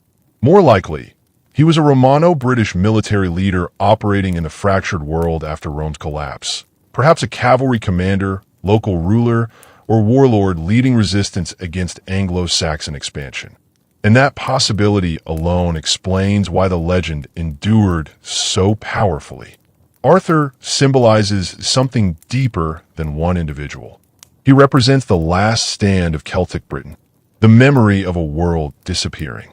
A final flicker of Romano-British civilization fighting against the rising Anglo-Saxon kingdoms that would eventually become England. And while Eastern Britain transformed rapidly under Anglo-Saxon influence, the old Brittonic world did not vanish completely. It retreated westward. Wales remained a stronghold of Brittonic language and culture. Cornwall preserved related traditions in the southwest. Across the sea, migrants from Britain settled in Armorica, giving the region its later name, Brittany. In the north, Brittonic-speaking kingdoms survived for centuries in parts of what is now southern Scotland and northern England. The old Celtic world had not been destroyed entirely, but it was shrinking. And as the early medieval period continued, new powers rose across Britain. The Anglo-Saxon kingdoms expanded steadily. Christian missionaries spread new religious networks. Irish monks preserved learning through monasteries while much of Western Europe fragmented politically. Viking longships would eventually appear on the horizon. And through all these changes, memories of ancient Britain survived in fragments. Stories of Druids, warrior queens, painted warriors, lost kingdoms, Arthur. The people later called Celts never vanished completely, despite centuries of conquest, migration, and political collapse. Their languages survived on the western edges of the islands. Their myths echoed through medieval literature. Their artistic styles resurfaced again and again. And perhaps most importantly, their memory endured. Because even after Rome, after the Anglo-Saxons, after the Normans, and after the rise of modern Britain itself, people continued looking backward toward the ancient Celtic past with fascination. A past that felt mysterious, older, wilder, almost magical. And in many ways, that fascination has never truly disappeared.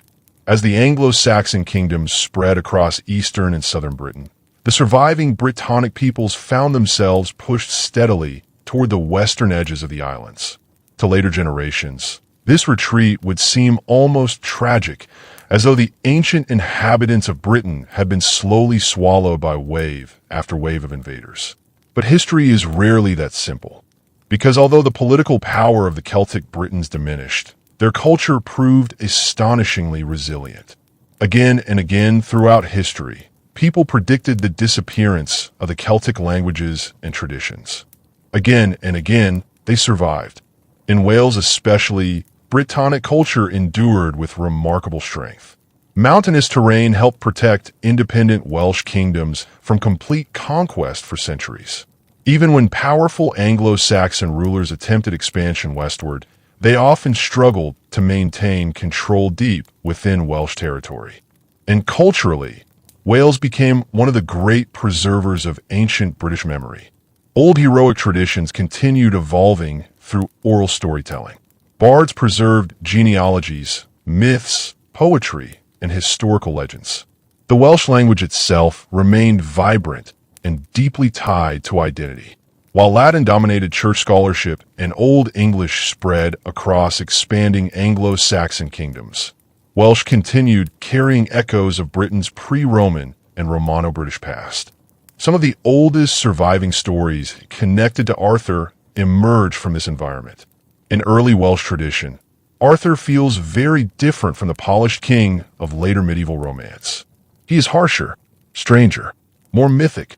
Sometimes he appears less as a conventional ruler and more as a supernatural war leader battling monsters, giants, and magical enemies in a landscape where history and mythology blur together. This blending of myth and memory happened constantly in post-Roman Britain because the collapse of Roman administration created enormous historical gaps. People remembered fragments of real events, invasions, wars, heroes, disasters. But over generations, those fragments transformed into legend. And legends are often more revealing than pure facts. They show what societies fear, what they value, what they mourn. The Arthurian tradition reveals a people haunted by loss, but unwilling to forget. Meanwhile, further north, Brittonic kingdoms also survived in regions like Strathclyde and Hen Ogledd, the Old North. These northern Britons spoke languages closely related to Old Welsh and maintained cultural traditions linked to the earlier Celtic world. But pressure surrounded them from all sides. To the southeast rose the Anglo-Saxon kingdom of Northumbria. To the north lived the Picts. And from across the Irish Sea came another major force reshaping Britain, the Gaels. The Gaelic-speaking peoples of Ireland had long interacted with Western Britain through trade, migration, and raiding. Over time, Gaelic settlers established the Kingdom of Dalriada in western Scotland, bringing the old Irish language and culture into the region. Eventually, through complicated centuries of warfare and alliance, Gaelic culture spread dramatically across Scotland. This transformation explains one of the great ironies of British history. Today, many people associate Scotland automatically with Celtic identity, and rightly so. Yet, much of modern Scottish Celtic culture ultimately descends from Gaelic influence originating in Ireland. Even the word Scot originally referred to Irish Gaels. Over centuries, Gaelic language and culture blended with local traditions across large portions of Scotland, while the older Pictish identity gradually disappeared. Exactly what happened to the Picts remains one of the great mysteries of early medieval Britain. Roman writers had described them as fierce northern tribes beyond imperial control. They may have spoken a Brittonic Celtic language, though historians still debate aspects of their identity. What is clear is that by the early Middle Ages, distinctively Pictish political structures faded as Gaelic influence expanded. Yet traces of the Picts remain. Strange carved stones, cryptic symbols, fragments of memory, ghosts in the historical record. And all across Britain, similar transformations unfolded constantly. Cultures merged, languages shifted, kingdoms rose and collapsed. No society remained frozen in time. The Celtic world adapted or perished. Then came another storm from a sea, the Vikings. Beginning in the late 8th century, Norse raiders descended upon the British Isles with terrifying speed. Monasteries burned, coastal settlements were attacked, kingdoms destabilized. Eventually, Viking armies established permanent settlements across large portions of Britain and Ireland. For the Celtic regions, The Viking Age became both destructive and transformative. In Ireland, Norse settlers founded major coastal towns including Dublin, which began as a Viking settlement before evolving into one of Ireland's most important cities. In Scotland, Norse influence became deeply embedded in the Hebrides, Orkneys, and Shetlands. Even today, many place names in these regions preserve Old Norse origins. In Wales and Cornwall, Viking attacks created constant insecurity but also new trade connections. Again, the pattern repeated. The Celtic world did not vanish under pressure. It changed, absorbed influences, survived. Then, in 1066, another conqueror crossed the sea. William of Normandy's victory at Hastings transformed England permanently. The Norman conquest reshaped politics, law, language, architecture, and aristocratic society. Anglo-Saxon England fell beneath a French-speaking warrior elite descended originally from Vikings themselves. And once consolidated in England, the Normans turned their attention outward. Wales faced relentless Norman pressure almost immediately. Massive castles appeared across the borderlands, terrifying symbols of military domination. Yet despite this pressure, Wales resisted full conquest for centuries. Welsh princes continued fighting, negotiating, rebelling, and surviving against overwhelming odds. Ireland, too, eventually faced Norman invasion during the 12th century. Scotland experienced Norman influence differently, blending Anglo-Norman feudal structures with existing Gaelic traditions in highly complex ways. By this point, the ancient tribal societies of Iron Age Britain were unimaginably distant in time. The world of Druids, chariots, and hill forts had vanished long ago, and yet echoes remained everywhere. Languages descended from ancient Celtic speech still survived. Traditional music preserved older rhythms and themes. Myths and legends endured through medieval manuscripts and oral traditions. Even patterns in art and decoration retained unmistakable continuity with Latin aesthetics from over 1,000 years earlier. And perhaps most importantly, the idea of Celtic identity itself began evolving. Remember, in the ancient world, the peoples we now call Celts generally did not think of themselves as one unified ethnic group. A warrior of the Iceni did not introduce himself as Celtic. Neither did a Gaulish nobleman nor an Irish king.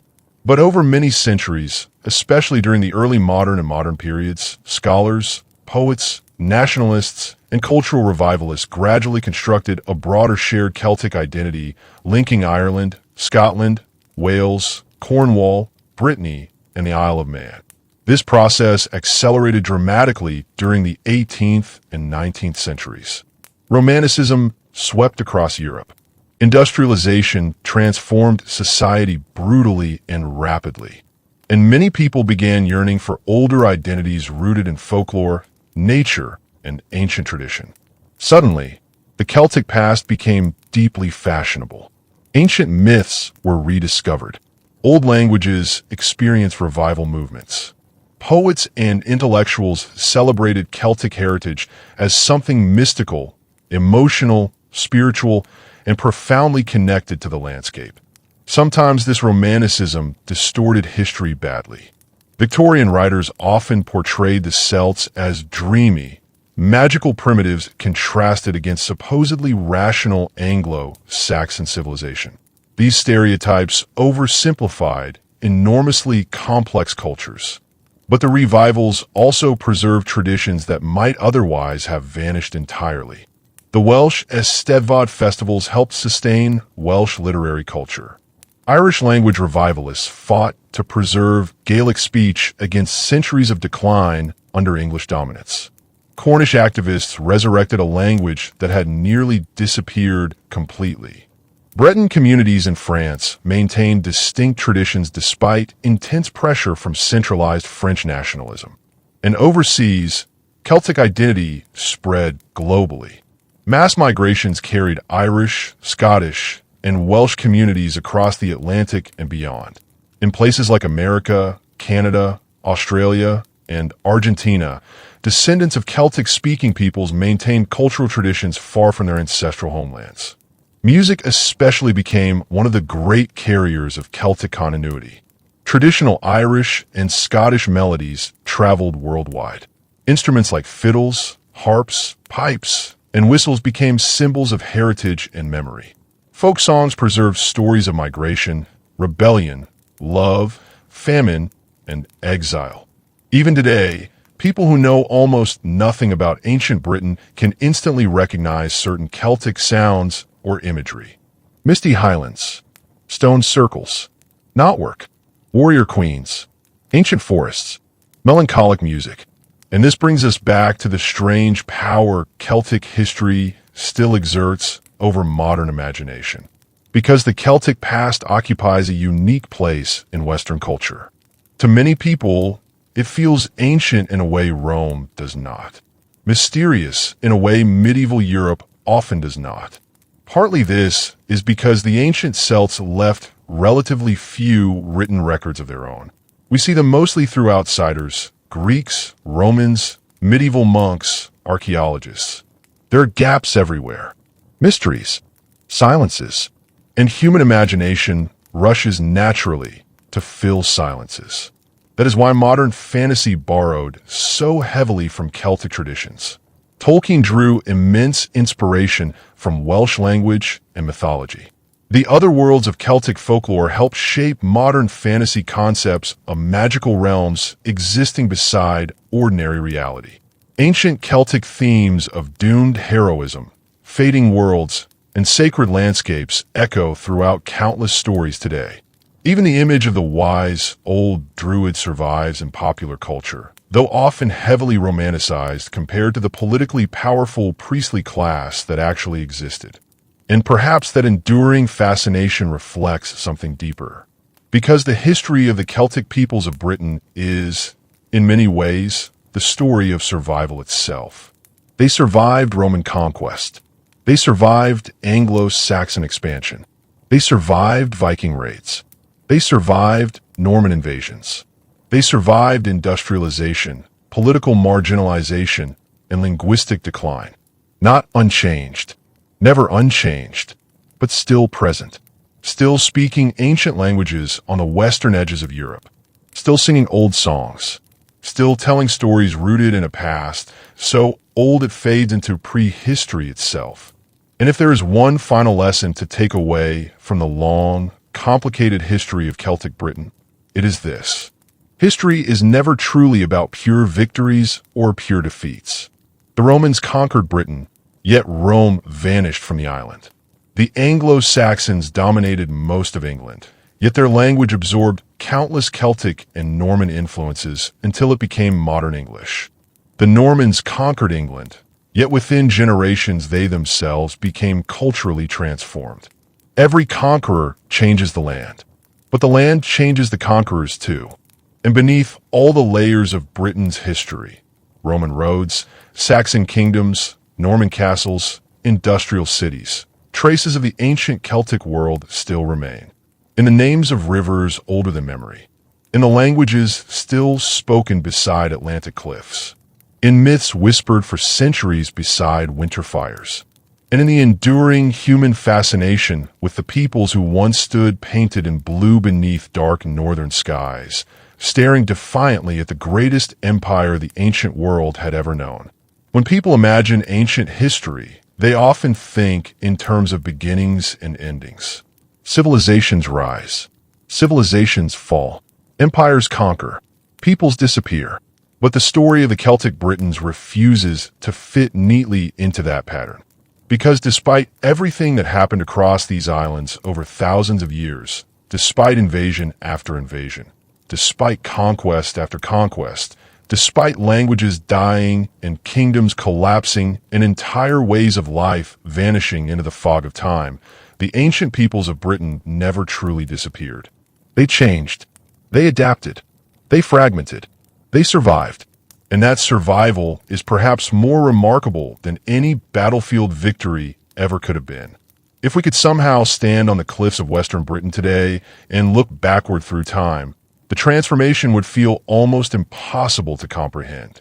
We would see the first hunter-gatherers moving through forests that covered much of the islands after the last ice age. We would see the builders of Stonehenge hauling impossible stones across huge distances with methods we still debate today.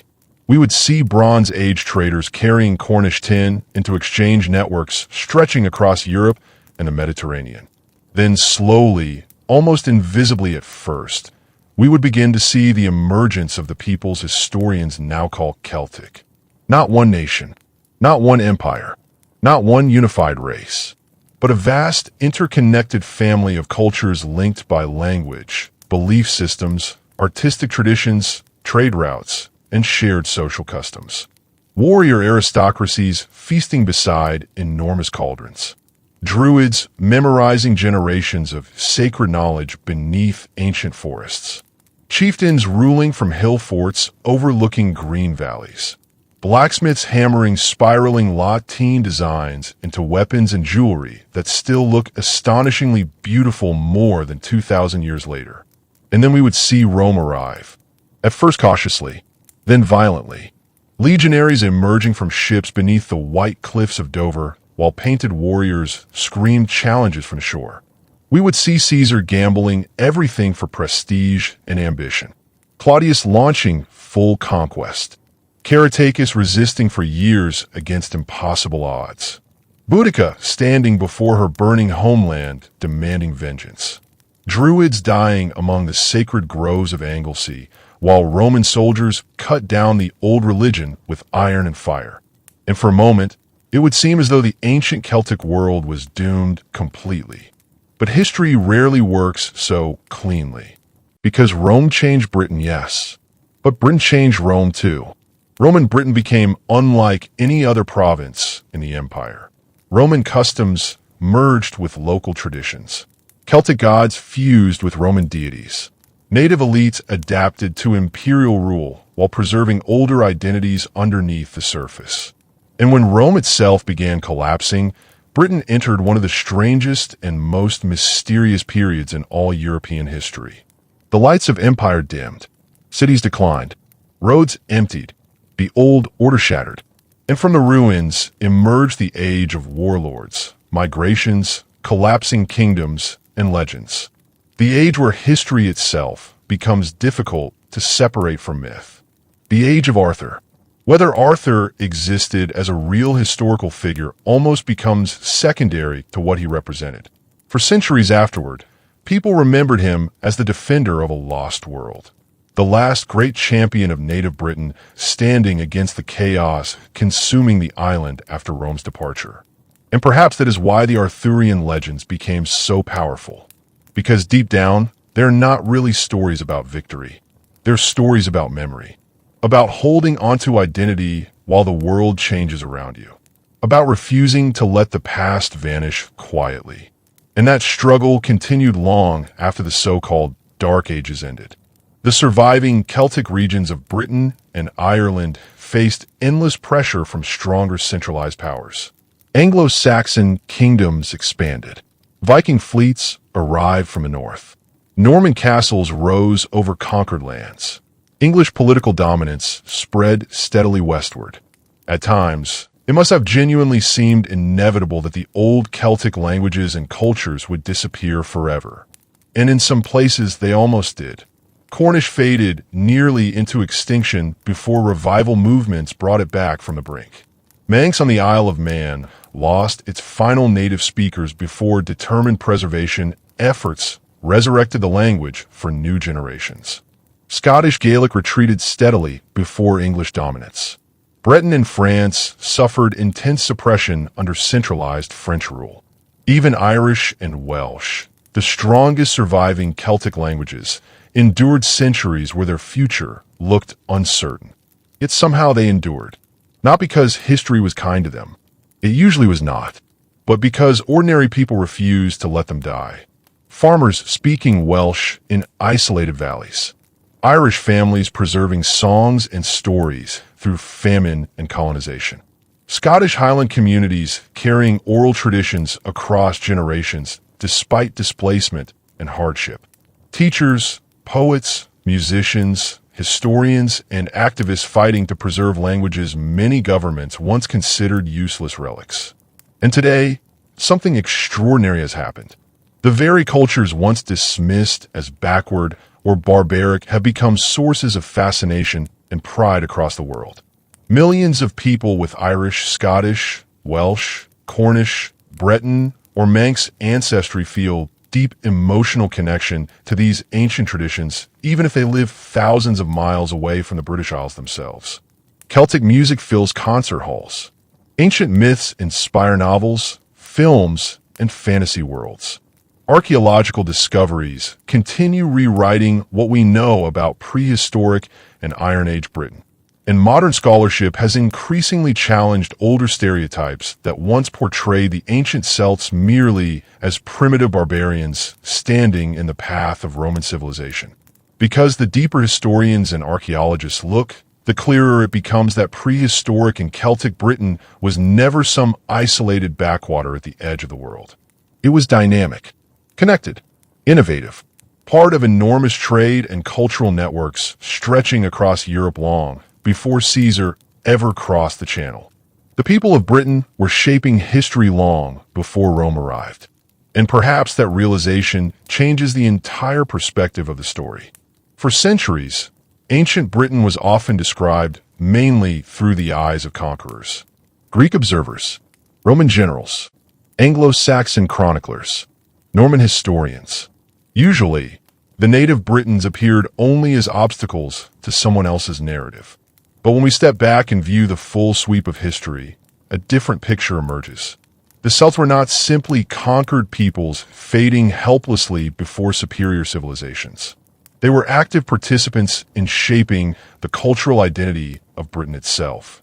Without them, there's no Wales, no Gaelic Scotland, no Irish literary tradition, no Arturian mythology, no vast reservoir of folklore that helped shape modern fantasy. No haunting Celtic music carried across oceans by migrants and exiles. Even the English language itself still carries echoes of Britain's ancient past in river names, place names, and fragments older than recorded history. And maybe that is the perfect way to understand the story of Celtic Britain. Not as the tale of a vanished people, but as layers, ancient layers beneath modern life. Sometimes hidden, sometimes ignored, but never entirely gone, because history never truly disappears. It survives in landscapes, in languages, in traditions, in memory. The Romans are gone from Britain. The Saxon kingdoms are gone. The Norman feudal world is gone. But if you stand today on the coast of Western Ireland while Atlantic winds hammer against dark cliffs, if you hear Welsh spoken in the mountains of Snowdonia, if you listen to Gaelic songs drifting through the highlands, if you walk through the ruins of ancient hill forts beneath gray skies, you are still touching fragments of a world whose roots stretch back into prehistory, a world that endured against impossible odds. And maybe that is why the Celtic past continues to fascinate people so deeply, because it feels ancient but alive, lost but not entirely gone. A reminder that even after empires rise and fall, even after wars and migrations and centuries of change, human cultures leave marks upon the world that can outlive kingdoms themselves. The painted warriors are gone. The Druids are gone. The tribal kings who once rode chariots across mist-covered hills are gone. But their descendants remain. Their stories remain. And across Britain and beyond, the old echoes of the Celtic world still whisper through the centuries, refusing to be forgotten. The end.